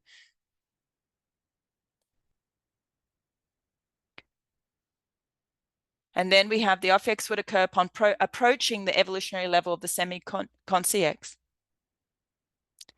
Here, Vado talked about the ophiexis of an evolutionologist. And he says that historically, the ophiexis had been of individuals connected to the evolutionologist and above. So there is the evolutionologist at the beginning level, but the depetology or the permanent freeness is a necessary criteria. However, Vados talks about when fully involved in intraphysical barotrospheric assistance, the serenismus generally dispense with the ophiexis. So the free CEAEC is the one who definitively dispenses with the self-ophiexis. Let's continue. So during the intermissive period, a preparation occurs that aims this transition to the self-ophiexis. So some of us will prepare the ophiexis in the next life. So it's important that we study this ophiexis. So the consciousness realize the assistance together with the helpers towards the consciousness that need to be assisted. And they are directly or indirectly linked to these consciousnesses. So there's some relation, these consciousness being assisted have some relation with the person, the ophiexis, or the helpers connected with this process. So it's important the ophiexis has this knowledge of the paraprovenance. And another observation, who does penta, who or guides the process of penta, is the helper of the penta.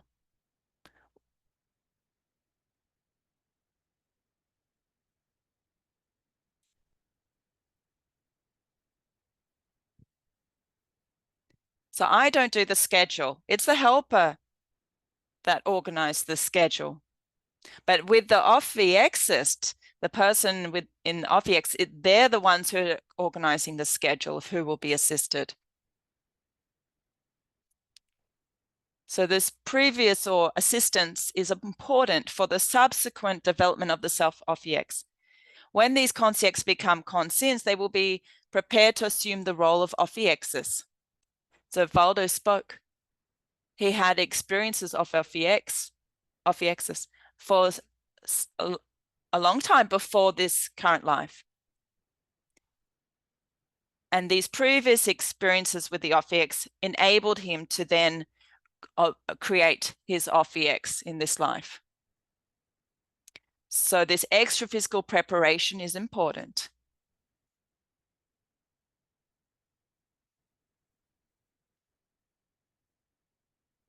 So we have these three experiences. First, there was this para request in 2008 at this course of the School Lucid Projection at IIPC in Porto Alegre. So I went to this course. I laid down on the mattress and someone took me out of my body, and there were three women next to each other. I looked at one of the concierges. She was pretty, serious. And when I looked at her, this is the boss, I thought.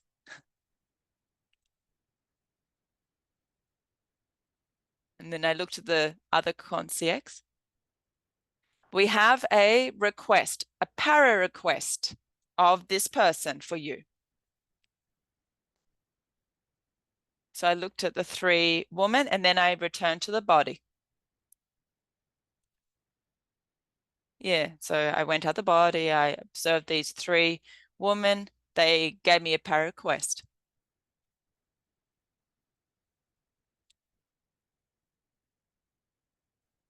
So I asked, does anyone know this person? No one knows. So someone said, oh, there was an accident of a motorcycle and the person who died was this person. And I had nothing to do with this person. So in the next class,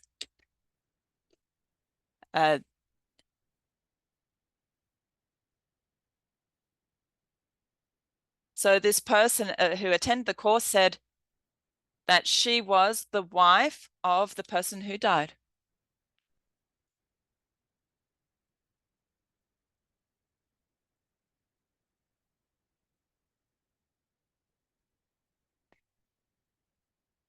So in 2008, in Foz do Iguaçu, so the qualification of teams for ECP2, Advanced 2. So all of them were penta practitioners in that field. And through the Epicon, the concierge.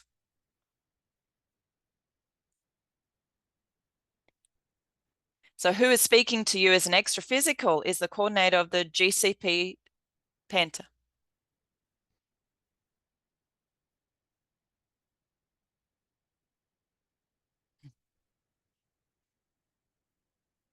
So this happened in 2008. In the advanced course of Penta, Valdo said, there is a group of concierges that arrived here. And this group has a woman. And there are the Greek consciousnesses. And I feel the energies of them. And they're connected with the group of Penta.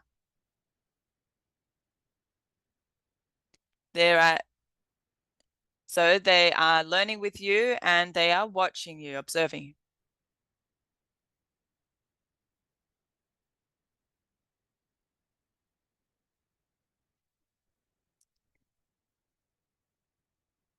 So Marlo was giving a course and during this IC Penta in 2016.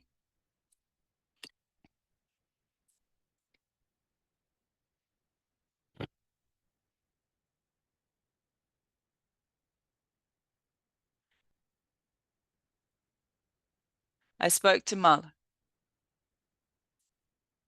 I saw this consciousness during the practical exercise, and Marlo said, I saw this same concierge.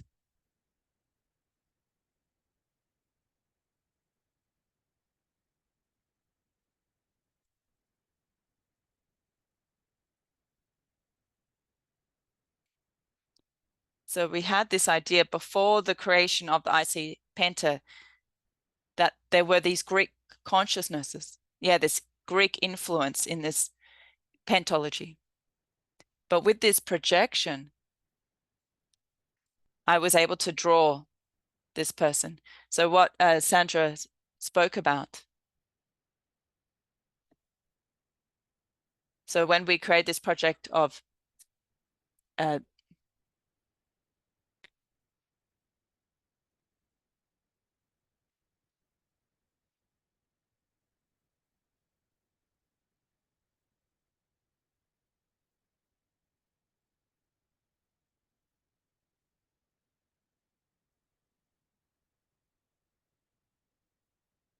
so Penta.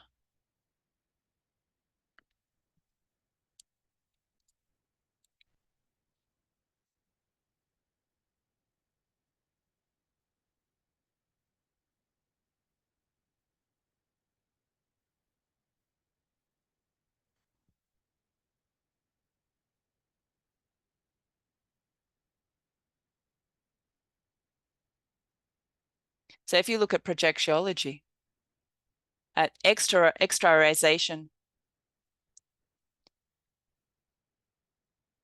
when Valdo wrote, he put a case of extraterrestrials. And why did he put this?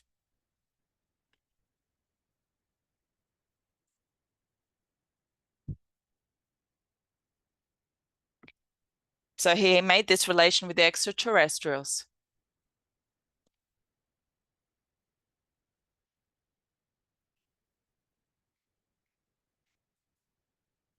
So I was coordinating the third point. I was coordinating the IC Penta. When I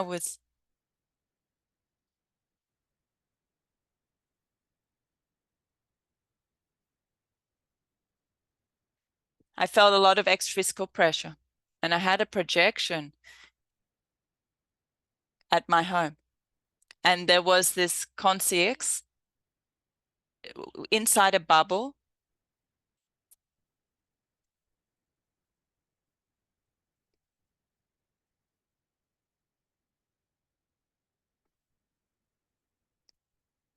So this idea of we were being assisted by this concierge. So I was very lucid.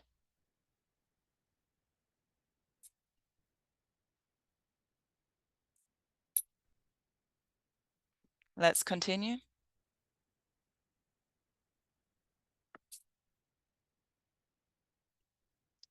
So by hypothesis, in 2024, in this bubble, there was this Greek concierge, a penta helper, and the same one that I saw in 2008 relate to the para request. And then I was shown this bubble clearly.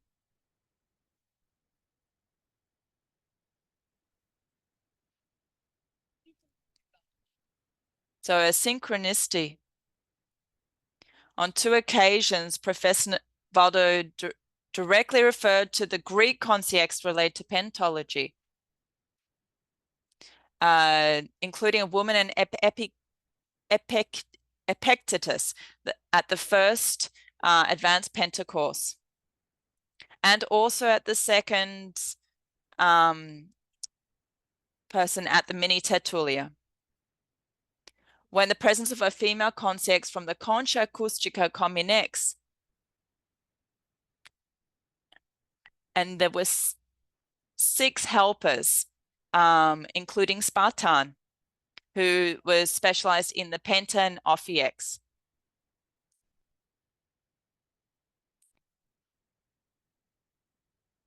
And he said that she appeared similar to a well-known actress. So I have a hypothesis that there is a bust is in front of Valdo's house.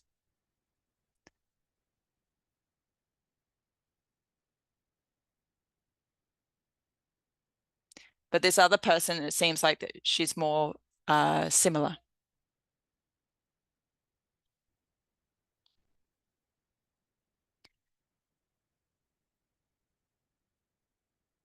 So this CEAEC of the X represents an advanced extraphysical practice sponsored by an evolved of the X's personality, is dedicated to assisting extremely pathological cases, including the candidates for extraterrestrial paratransmigration.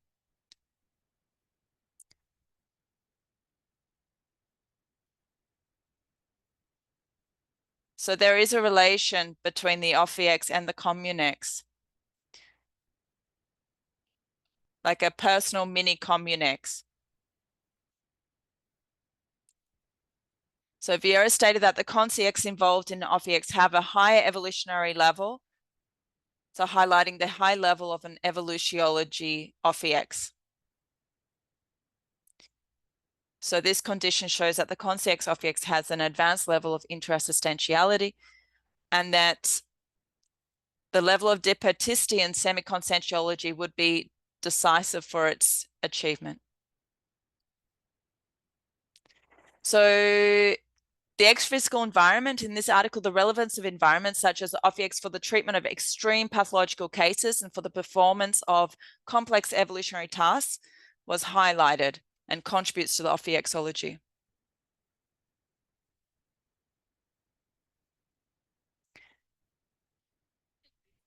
So there is this level of not being disturbed.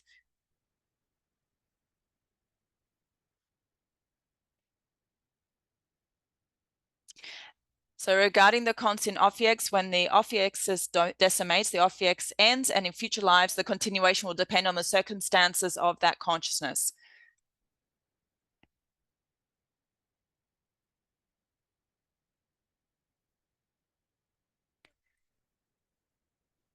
So I had some insights into how the extraphysical consciousness functions.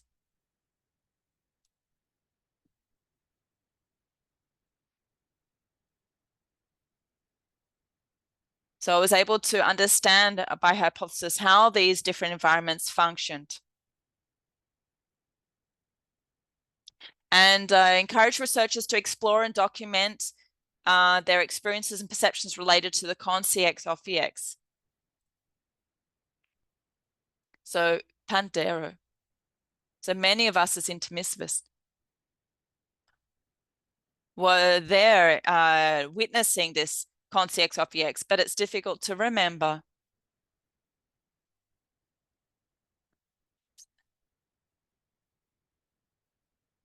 So this Pandero is a mini Commune-X, an ephemeral Commune-X.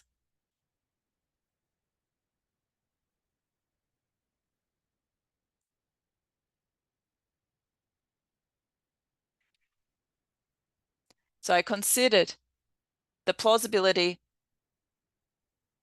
of the experiences that support the hypothesis of CEAEC Ophi-X can be para-perceived, suggested that such perceptions may offer knowledge about the nature of the Ophi-X's interdimensional assistance. So I would like to make it clear. So Hercules galore. So connected to the foundation of the IC penta.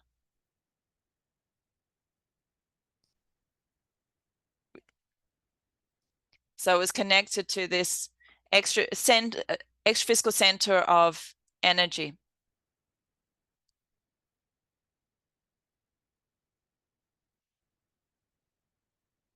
So he did this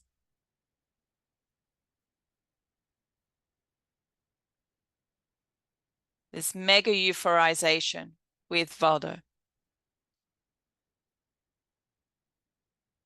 So I think this consciousness, the CEAEC, knows this subject well.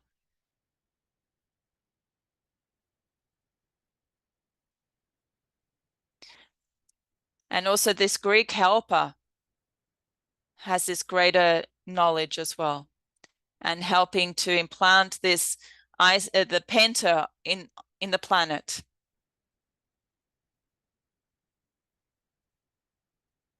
So these are hypotheses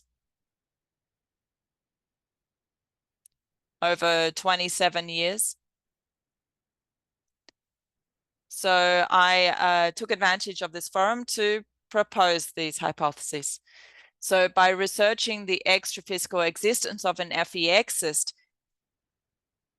consiexes and the intrasistential crescendo penta-OFIX, the penta practitioner expands the understanding of the performance of rheobexological intrasistential maxi mechanism. So it'll be this. So I thanks everyone.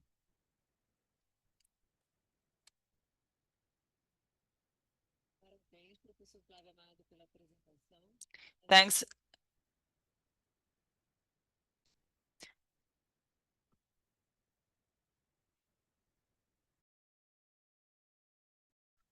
So now we are going with the article from the presentation from the instructor Marcelo Pascolin with the ProFX self-research, practical and theory, a case study. Good morning, everyone. We are going to present this case study. So that's related to the self-research ProFX. So it's we need to make the proper clarifications on it. So this article came from my self-research, connect with my interest of the assumption in some moment of my future of X. So what we are going to present here is basically these topics here, this content. So we can go if going on the subject in a more deeper way. So first point here, when we face this subject of OFX, it's natural to have the following reflection. Is it possible? Is it really possible? Is it for me? Okay, the audio is not so good, so they are changing the microphone now. So a better sound now. Let's continue. So we stay with this reflection. Is it possible? Is it for me? Do we have conditions, capacity to do that? Do we have the abilities, the skills? Maybe do we have the parapsychons to do that? So lots of questions, lots of doubts that's natural to have. So it happens with me, and then probably to happen for a long time. So I will try to answer some of these questions that comes to our mind when you're thinking about OFX. The fact that I researched this subject, it broadened my understanding of the subject itself. So I try to be as didactic as possible on the article, on the paper, to share the ideas that I had, that I understood that will be more convergent to the process to go towards the OFX. And then, of course, okay, my self-reflections on my case. So we need to bring here the spirit of this article, the core of this article. So I'm going to bring this orthopensata here. So there are evolutionary self-conquests that we need to research and write a lot about before achieving them. So I use it as a guideline for me. So I understand that in this life, I'm going to center an OFX, but I don't know yet about the subject, so I need to research. I am the phase of study and the parascientific experimentation. So the highlight here of the in bold of the self-OFX, I did it. In the original, it was not there. because we're talking about self-effects in this case, but also serenology and condition-free consequences. So this article came from a verbatim that I presented in April of this year that was called Pro-Effects Self-Research. That's the fruit of this process that I'm living. And then when I also applied the technique of the effects, and then I was start to research some materials.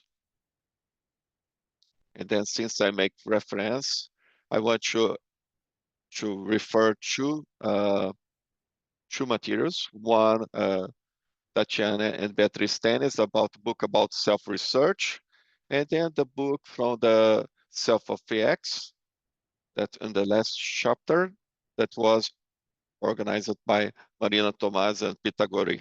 Those two important books that I could refer to. So if you want to understand more about the subject, about self-research and OFX, I recommend the reading of these books. So the OFX, that's a goal, a target for inverters or recyclers, existential. So this subject is addressed to all intermissivists. Could be resumated intermissivists or intermissivists that are just doing it, the intermissive course right now, or they are candidates too. So that's a consciousness that identify the intersistential assistentiality as a target, as basic condition that we need to live in the evolutionary process. So if you are intermissivist, you need to consider this hypothesis for you, the hypothesis that the OFX will be for you at some moment. So if you apply the technique of INVEX or HESEX in this life, this is a merit. If you apply INVEX, go to the 700 experiments book, okay? If you apply the RESEX, go to the 700 experiments. There is chapter there that you can refer. And then if you apply RESEX, Mata Ramiro did very good book that make it well established about the technique, not only on her book, but also in her verbatis. So OFX is for all intermissivists. So I went to, from that point, I went to connect the process of self-research and OFX. And then I understood that there are gradations, okay, it's different shades for self-research. And then I went to do exploratory of this article would be like 700% of exploratory research, 20% experimental, and 10% will be more towards applied. In the article, the paper, I have it better explained. So when you do the self-research, we find several different variables for our analysis or items that we need to focus to understand better. In the case of OFX, from what I study, I identify at least 15 areas that we need to look inwards towards ourselves to understand how these variables are presented on us. So on the verbatim that I mentioned before, I went beyond this 15 areas. I explored it in other elements that was a total list of 100 items on the verbatim. So it's worth to look at it on the article.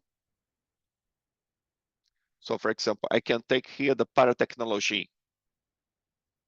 From the point of view of the development of a penta, there are such circumstances, conditions, experience by experience that could have the use of paratechnology to accelerate and intensify some assistential process, energy exteriorization, for example. So it's important to know it. What's your relation between you and paratechnology? What's the type of paratechnology that you have experience with? So, other thing, how can we accelerate this FX evolutionary process, okay? To get faster the OFX. From the 100 items that I mentioned, if I could highlight the main ones, those are the ones that I have here on the screen. So the 3 main ones that you need to invest more, that could be the Tosanic self, the intrusion. Why? Because your Tosanity, it is in charge of everything. So from the synoptic of specialties of conceptuology, the first one, which one it is? Tosanity. So your Tosanity needs to be the more health possible, more assistential process, the one that's more universalist. How you develop this Tosanic self-intrusion?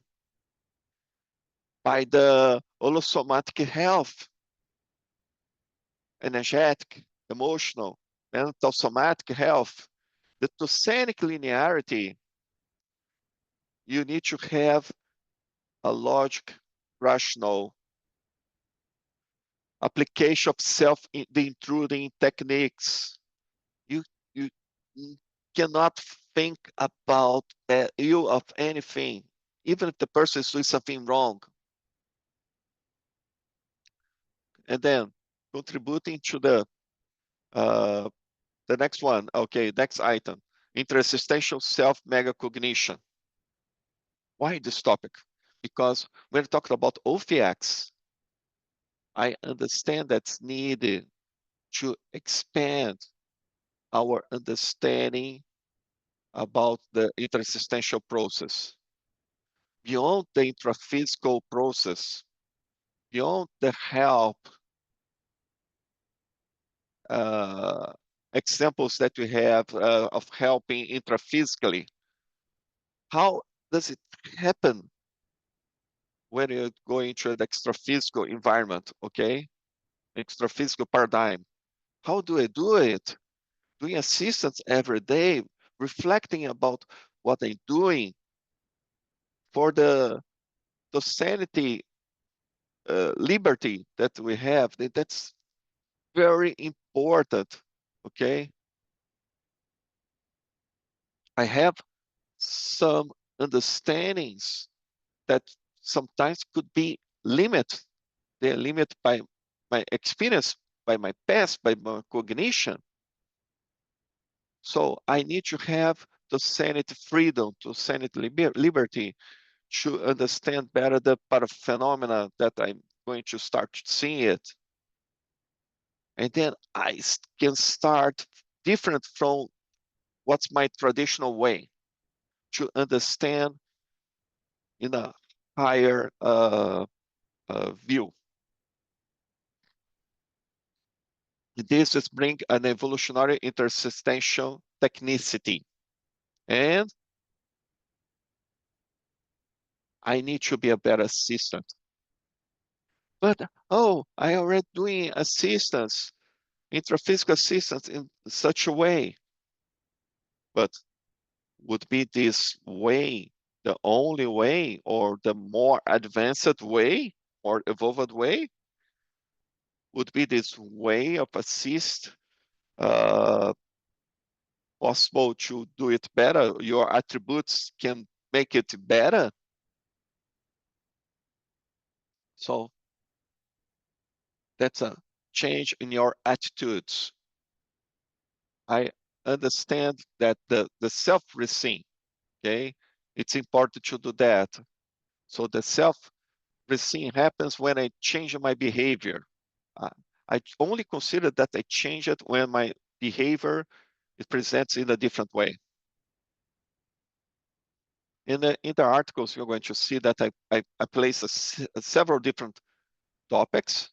Okay, I reinforce the process for ego-site as a need for the assumption of the OFX. I place some priorities for my intra-consensual recycling.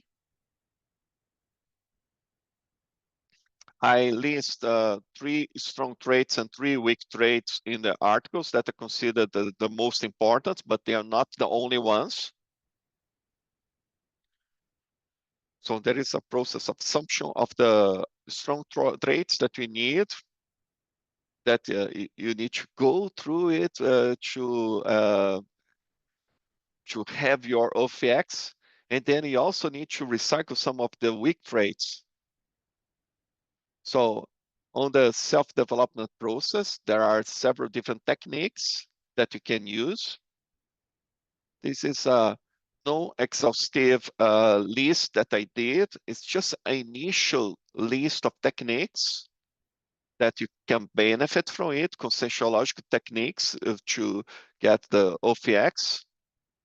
And then I share some step-by-step that you planning that you can do in your self-development process, that you may like identify, eliminate energetic rubbish, develop health habits, useful routines and evolutionary power routines, like instructor Sandra brought a habit of the writing, daily writing, for example. Another one, exercise practical neophilia.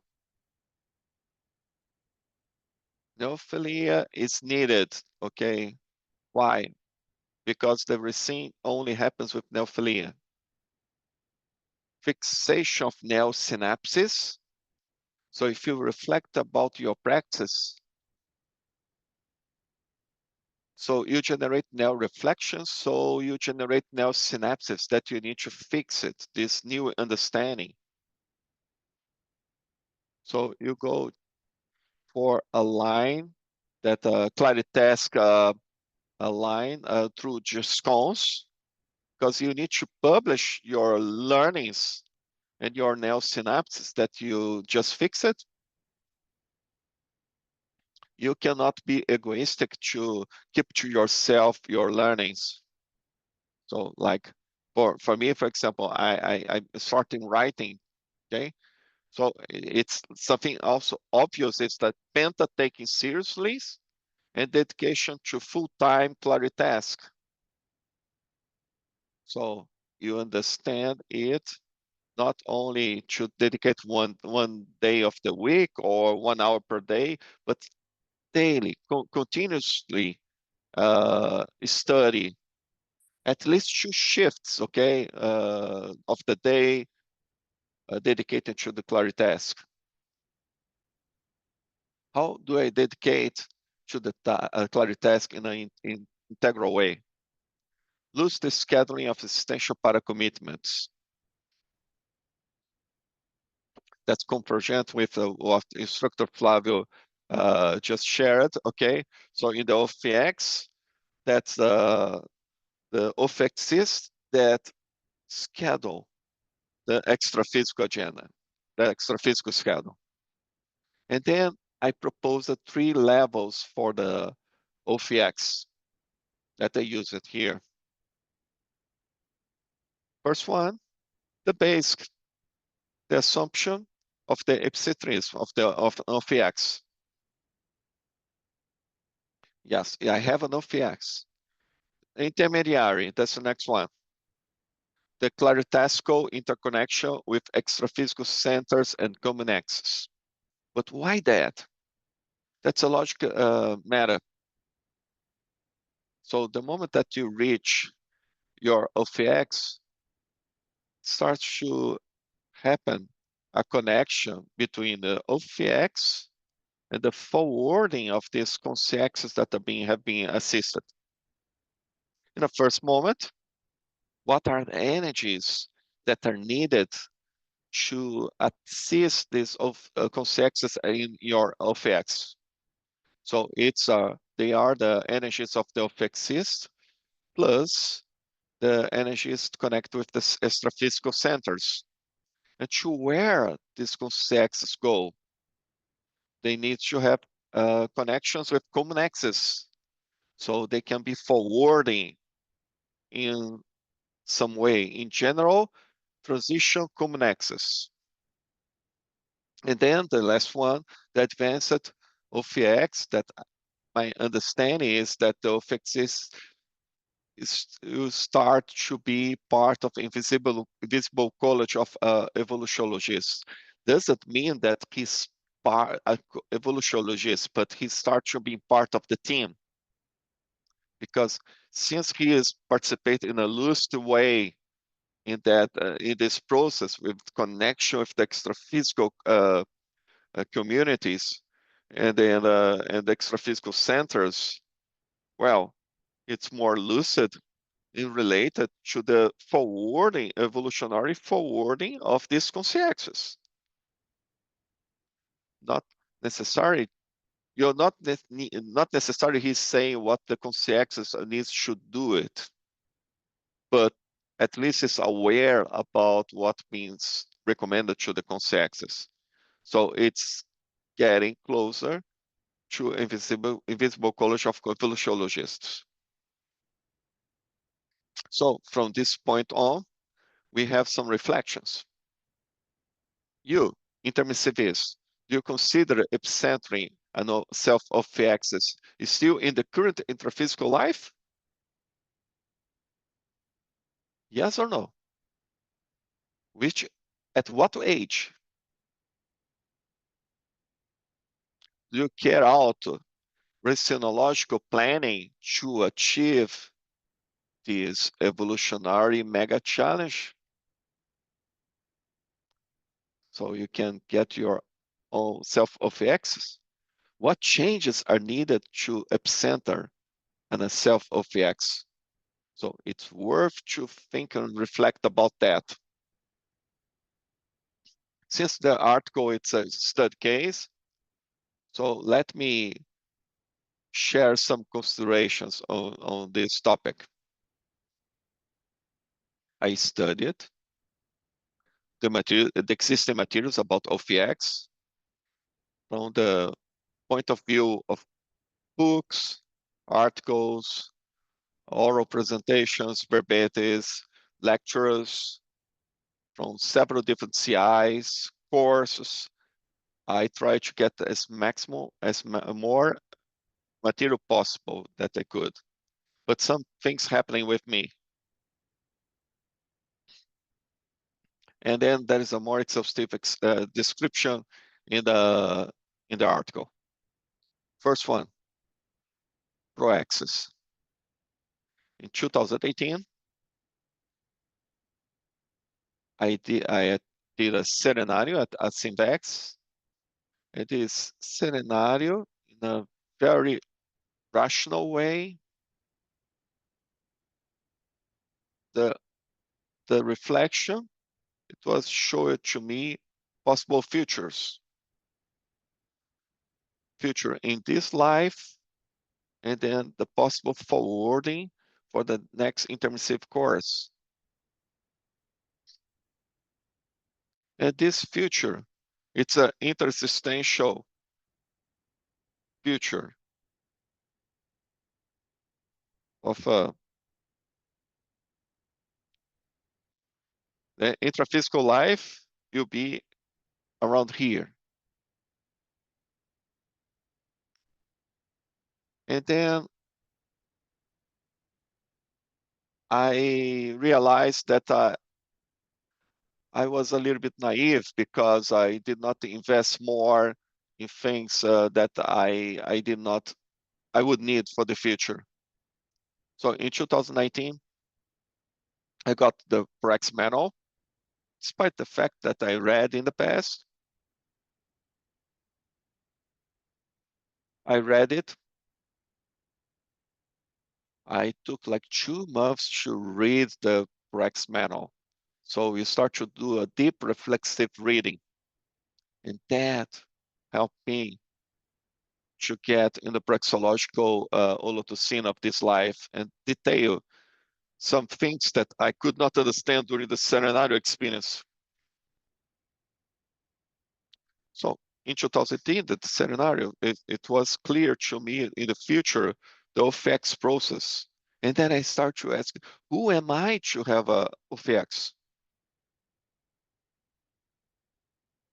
But the reading of that manual, okay, it created field. So OFX, that's an evolutionary target. So even if I'm a little bit afraid, I'm going to face it, this target. That's a responsibility, group karmic intersistential responsibility. I have a past. How can I deal with that past?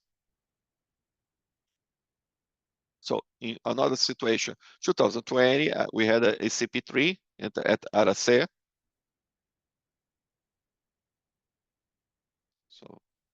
So what happened there? I had an interesting experience. The PICON on the process, receiving the people, you get close to the EPICON. So fully available to receive the energies. So the helper CEAEC that was with EPICON, when I got to receive the energy, it was a mutual identification from the past between me and the CEAEC. At that moment, I felt hate, strong hate, very weird, because we had a mutual identification that we are antagonistics, ideological antagonists in such a life in the past. I was in Catholicism and her it was on Protestantism. So 1 hour later, it came with a lot of more informations that came, and came the field testing. And then the CEAEC showed to me the barotrosphere. And then so many work assistance that we could do together. So the information it was, if you can work together and you go together to that para-environment as past antagonists and now working together, this will create a dissonant cognition on that consciexes, and then you accelerate the process of awakening. And then that, imagine, the room, it was big, and it was even expanded more with my powder screen. So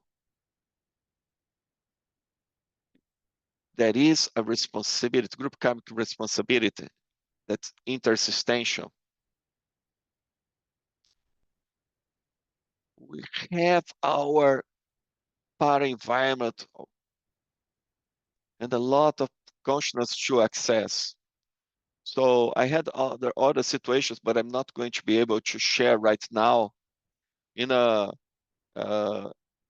energy, in the field course, I had access to the central extraphysical center of para fraternity. Another experiment on the scenario last year in October, and they did the balance of the 10 years of the progress and called more attention to me about what I would be doing right now, what's necessary to advance in evolutionary point of view. In this lab experiment happened pandemic and all the different issues.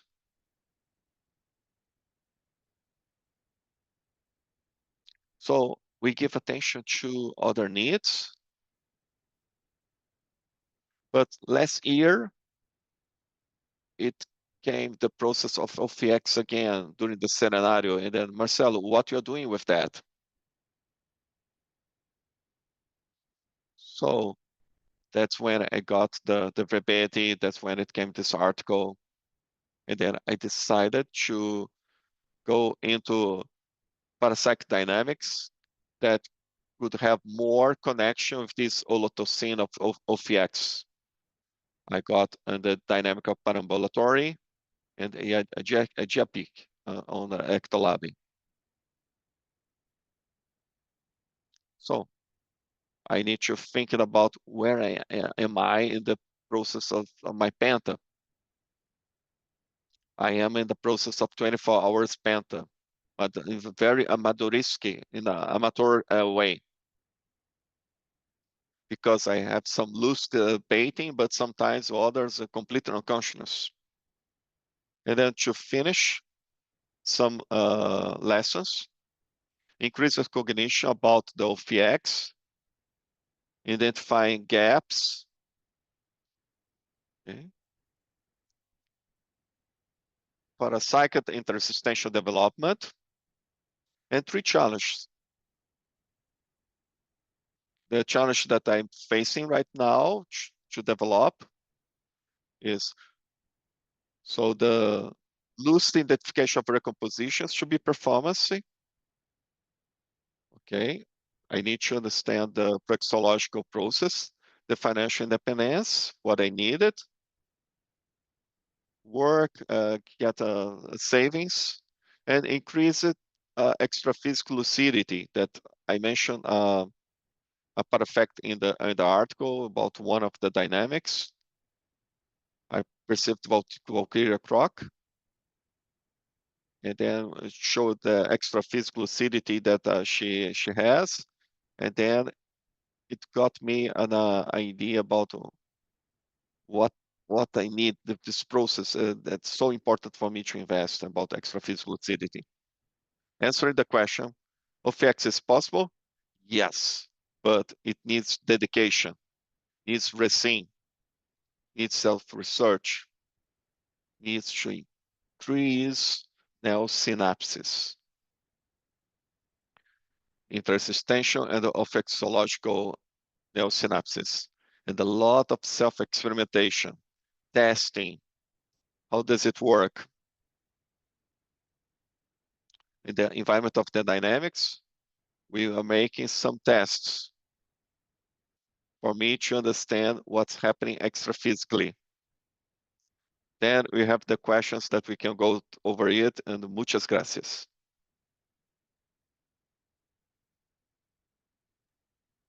Congratulations, Professor Marcelo, for your presentation. Now we'll have 30 minutes for questions.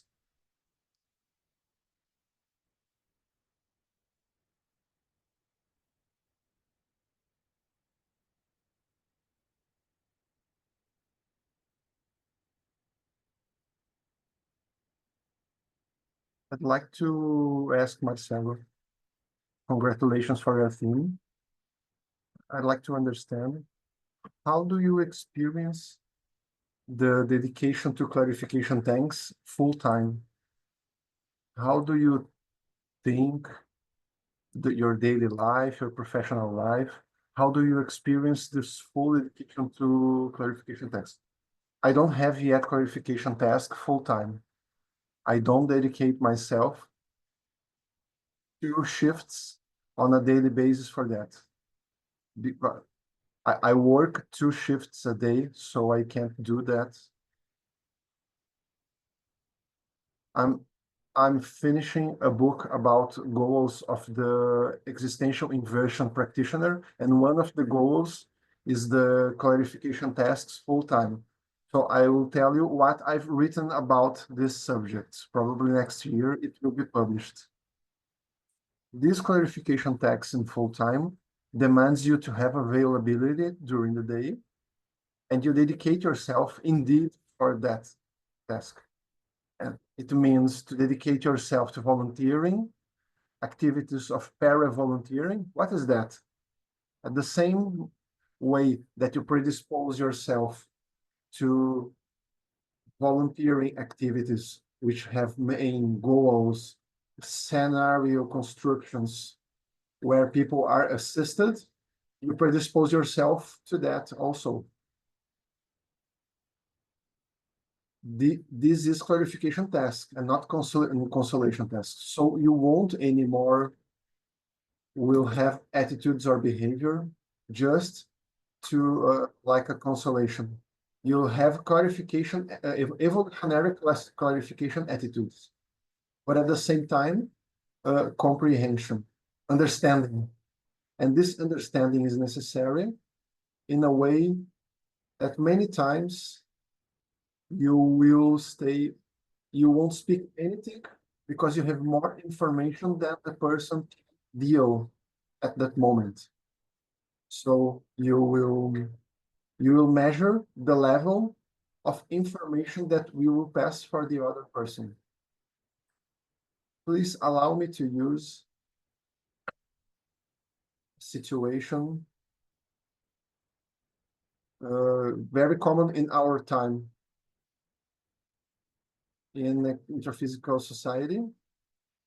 There's a great ideological dispute, many ideological conflicts, people thinking in a different way, building a real bubble, metaphorically bubbles, and the people discuss only with their pairs, with similar people, and not opening themselves to other opinions and people. And sometimes you have to measure if you're going to live with a person in another bubble, even if you have information, you cannot open all the information you have because it's possible you to create more conflict. So clarification tasks, even being a clarification exercise, it must be a clarification in specific in a context, inside that environment, inside with those consciousness, with those circumstances. It demands you a lot of respect. So one of the, for me, I consider a word very difficult in a practical way, which is freedom. How to respect all the freedoms. I, myself, philosophically speaking, I reflect a lot about this word freedom because of the difficulty, the practical difficulty that we used to have. The other has the freedom to make mistakes. How do you respect this freedom of making mistakes of other people? Sometimes it's difficult. It's difficult to admit, especially if you like the other person. I have this difficulty. I have a positive characteristics, which is I like people in a general way, but I have the other side that is unconsciously, when you like, you unconsciously create expectations. And somehow, expectations that the person will improve, be good, or there is some level of reciprocity of the effect that you have for her. And sometimes you get disappointed, get sad. It demands always this recycling process for you to deal with the situation. The dedication for clarification takes full time. It's at least 2 daily shifts for you to be interacting specifically with clarification tasks in in intraphysical and extraphysical environments, and with production of GESCONs, researches and publications. I thought we are all the time with those things. And through this more homeostatic and orthotocenity, you will generate impact on your just besides you, even intraphysical or extraphysical consciousness. And I was wondering if clarification task full times is related to the way that we have our tossings. Why am I bringing that? I remember one day in the restaurant that I seated in front of Professor Mossir, and we stayed talking. It was at the moments of megacons, at the time of megacons, and his psychosphere and tosanity, we were just having lunch and talking, something that I don't even remember pretty well, but I felt an impact of his tosanity related to megacons that was all the time there. He was having that activity, had the impact on my tosanity. And here I realized that I experienced here the clarification tasks of Professor Mossir of that time. So I was wondering and reflecting the clarification task full-time related to Penta 24 hours.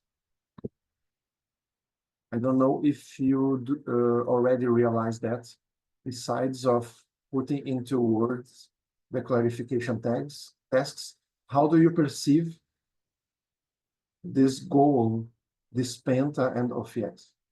What you just described is the characteristics of the behavior of the intraphysical consciousness that works with clarification task full time. The person will be with a constitution, with a personal holotauristic clarification task holotocin.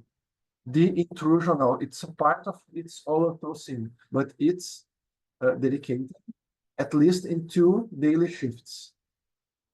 The variable dedication time, it's necessary to be considered in this context. It's because I thought we working and having other activities, it's possible for us with all those tasks. Is it possible to make a clarification task full time? Is it possible with the prerequisite, your holotocin, the intruded with clarification task in your holotocin, but the variable dedication time, it's a variable that is necessary for you to be able to say, I am dedicating full time to clarification task. Thank you very much. Hello, Marcel, congratulations. A wonderful theme, very deep.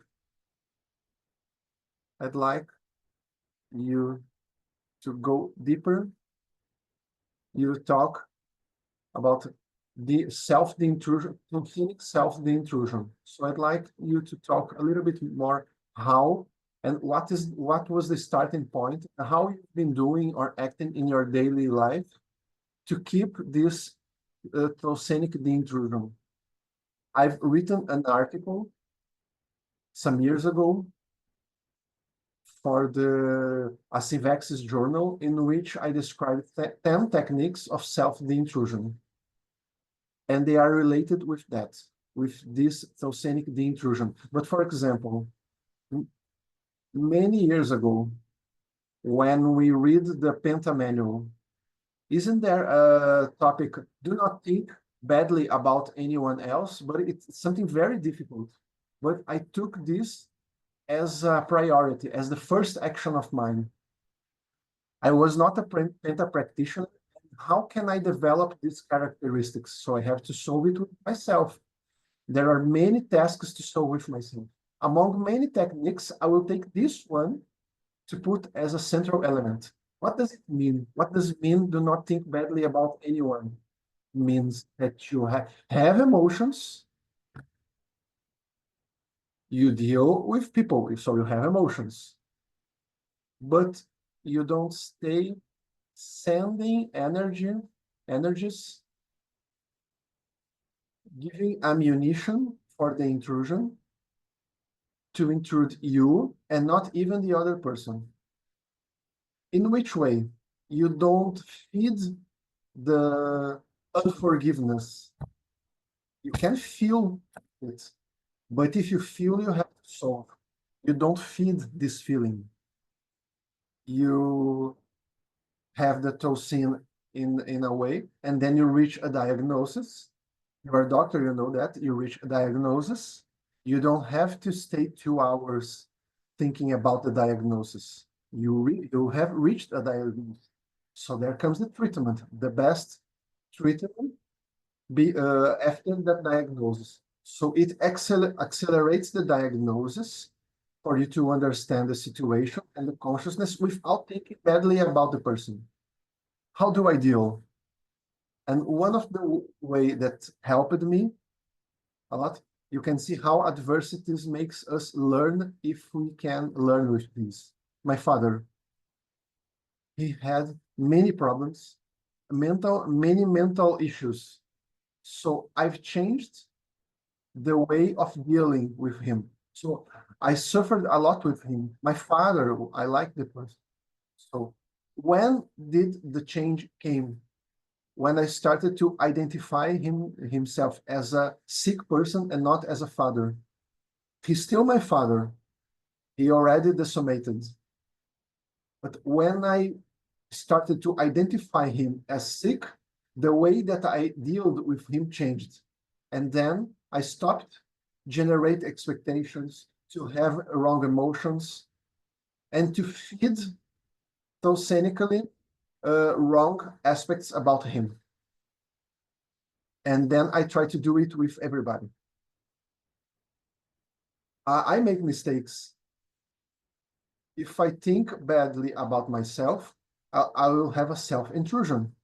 So there are a lot of people, even me myself, with religious past. In Tenepes, CEAEC have a lot of people with religious past. So there's this problem of thinking badly about yourself. So you have to cut it off. How do you do?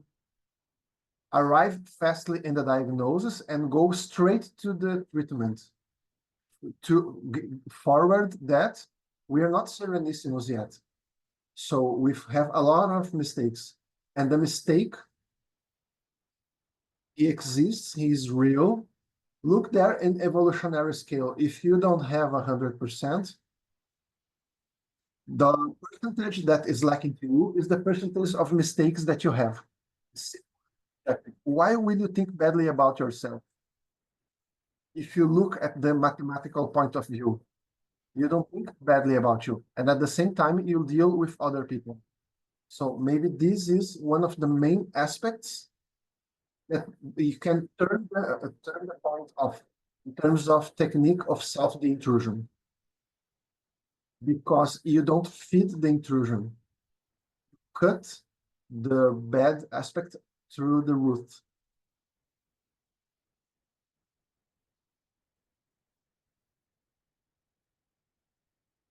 Professor Flavio, yesterday we had a nice class with Professor Marina. I'd like to know your opinion about what all the things that she said on her class. Your opinion is very relevant because of your work that you showed to us in your conference. What are the relationship with your research about OFX? Professor Marina is one of the most veteran Penta practitioners, one of the who is more next in terms of OFX.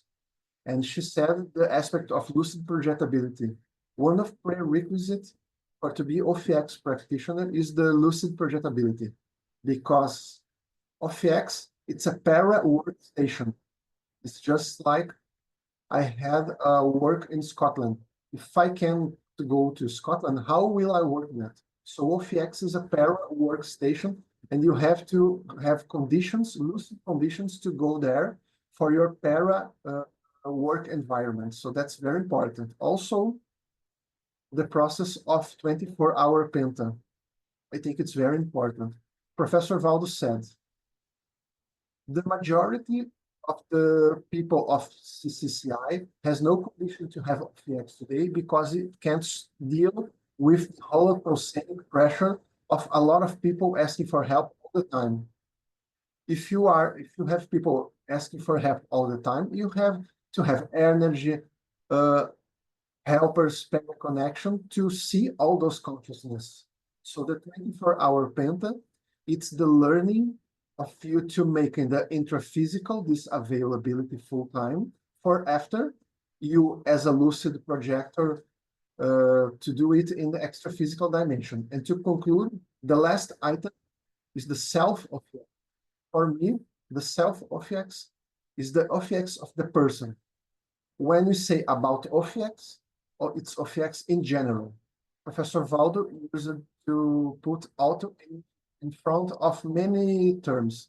In front of the penta, it was not possible because it's self, a personal energetic self. It's a repetition. But in OFX is to make the difference between the person's OFX or the OFX in general. When he says, for example, my OFX is different from the OFX of the evolutionologist. So it makes the difference. The difference between Valdo's OFX and Transmentor OFX. So I think so there's the consensogram of the Penta practitioner, Professor Nilsi will present. It analyzes since the most beginner of the Penta practice till the most veteran Penta practice. So the person will realize what will be the grade? What are my grades in terms of projectability? It will be possible to make the analysis, a more complete analysis, which will be personal. Only the person can say if she has an OFX or not. It's impossible another person to say if you have an OFX. But the consensogram will help people to understand how close they are of OFX and what are the goals the person must reach in terms of assistance. We still have a few more minutes.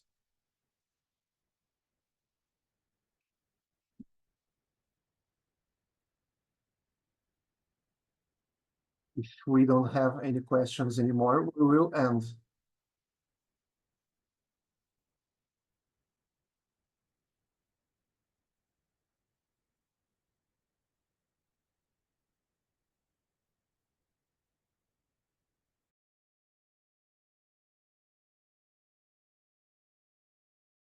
Instructor Marcelo, so would like to explore more about the dispersity, and then how would contribute to achieve the self of X. Instructor Flavio brought the required condition of the OFX, so that you need to be a dispertor. And there is a total logic on that. Because imagine the following. You need to go and make extra physical assistance. And then if you start to get intruded with what you're going to try to de-intrude, you're just going to be more one to be assisted. So it has a full logic. That's a requirement needed, a condition needed. You need to have a minimal requirement to assist the other. And then Rosa brought it here, the question, relevant question, that it's the neuroectoplasm. Why I say that? Because one of the experiences that I had in a laboratory from Ectolab, the experience was the simulation of attending several different requests of penta requests, and then you get, okay, connecting with that requests until you fit something that makes sense between you. That comes the reason why you're providing the assistance and then the request that comes. So in that one of the moments, I felt some discoincidence, and then I perceive an extra physical process working on the part ahead of the person that was there. And then, as it was attending the part ahead of the person, I would say that that process that happens more frequently and it's more needed should be made, because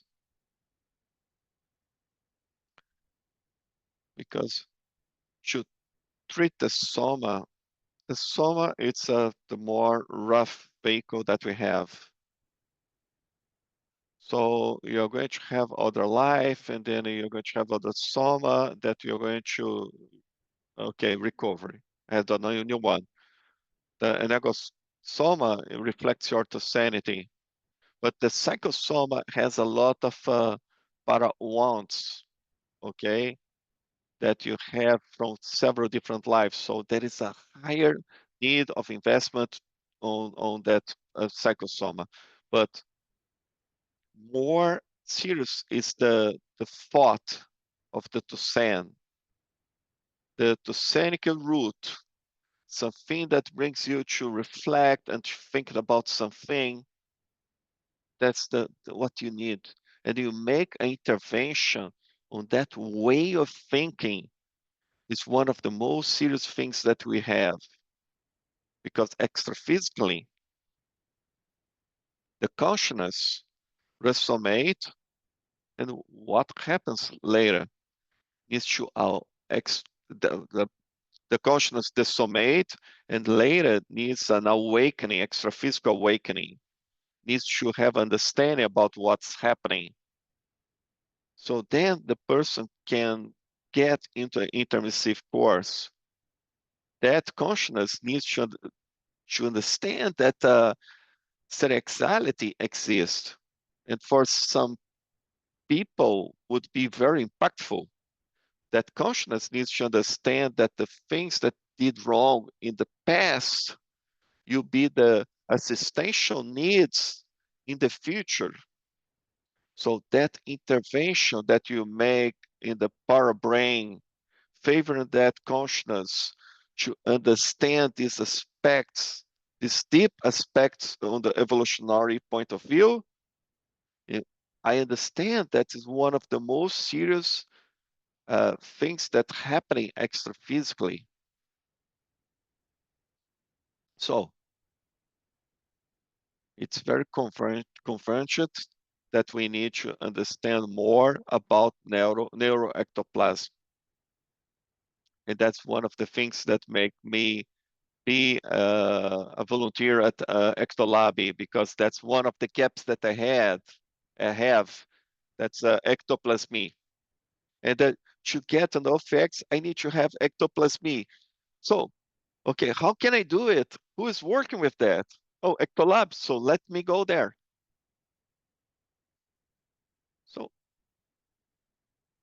So sooner or later, a lot of people here is specialized in neuroectoplasm.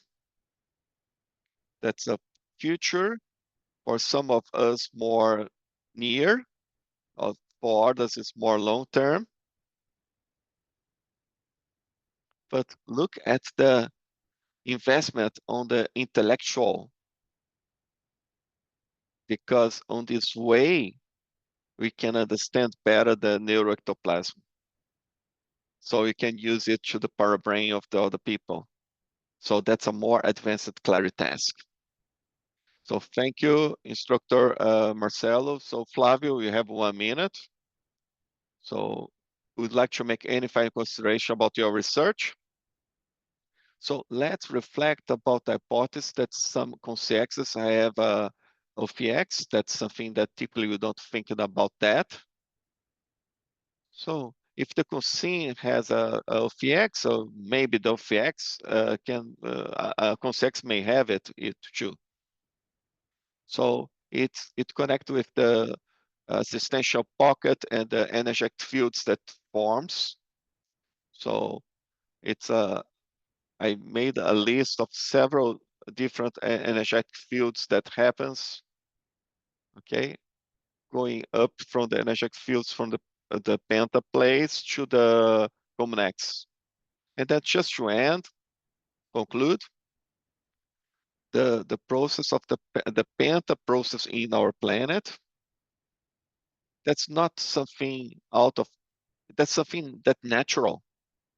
The process that you're going through with penta, that's something that all the planets had this experience before. The penta, it was experiment in other planets before. And this learning about to use the bioenergies for assistance, that's a natural process of the evolution of the planets. So penta is the advanced way of assist that we are all learning. And then to become of exist, we need to be a good penta practitioner. So thank you, Instructor Flavio. We would like to congratulate both presenters, Instructor Marcelo Pascolini and Instructor Flavio Amado, for the contributions to the pentology. So congratulations for the excellent research. And we conclude the presentations of the second table of this conference. So that's just the second table of the morning, okay? So thank you, everyone. We thank you, the instructors and researchers present in this table and the mediation of instructor Jacqueline, and then we are going into the break for the lunch. So also for break for teleparticipants. And we are going to be back at 2 p.m. Brazilian time to continue with the event. See you soon.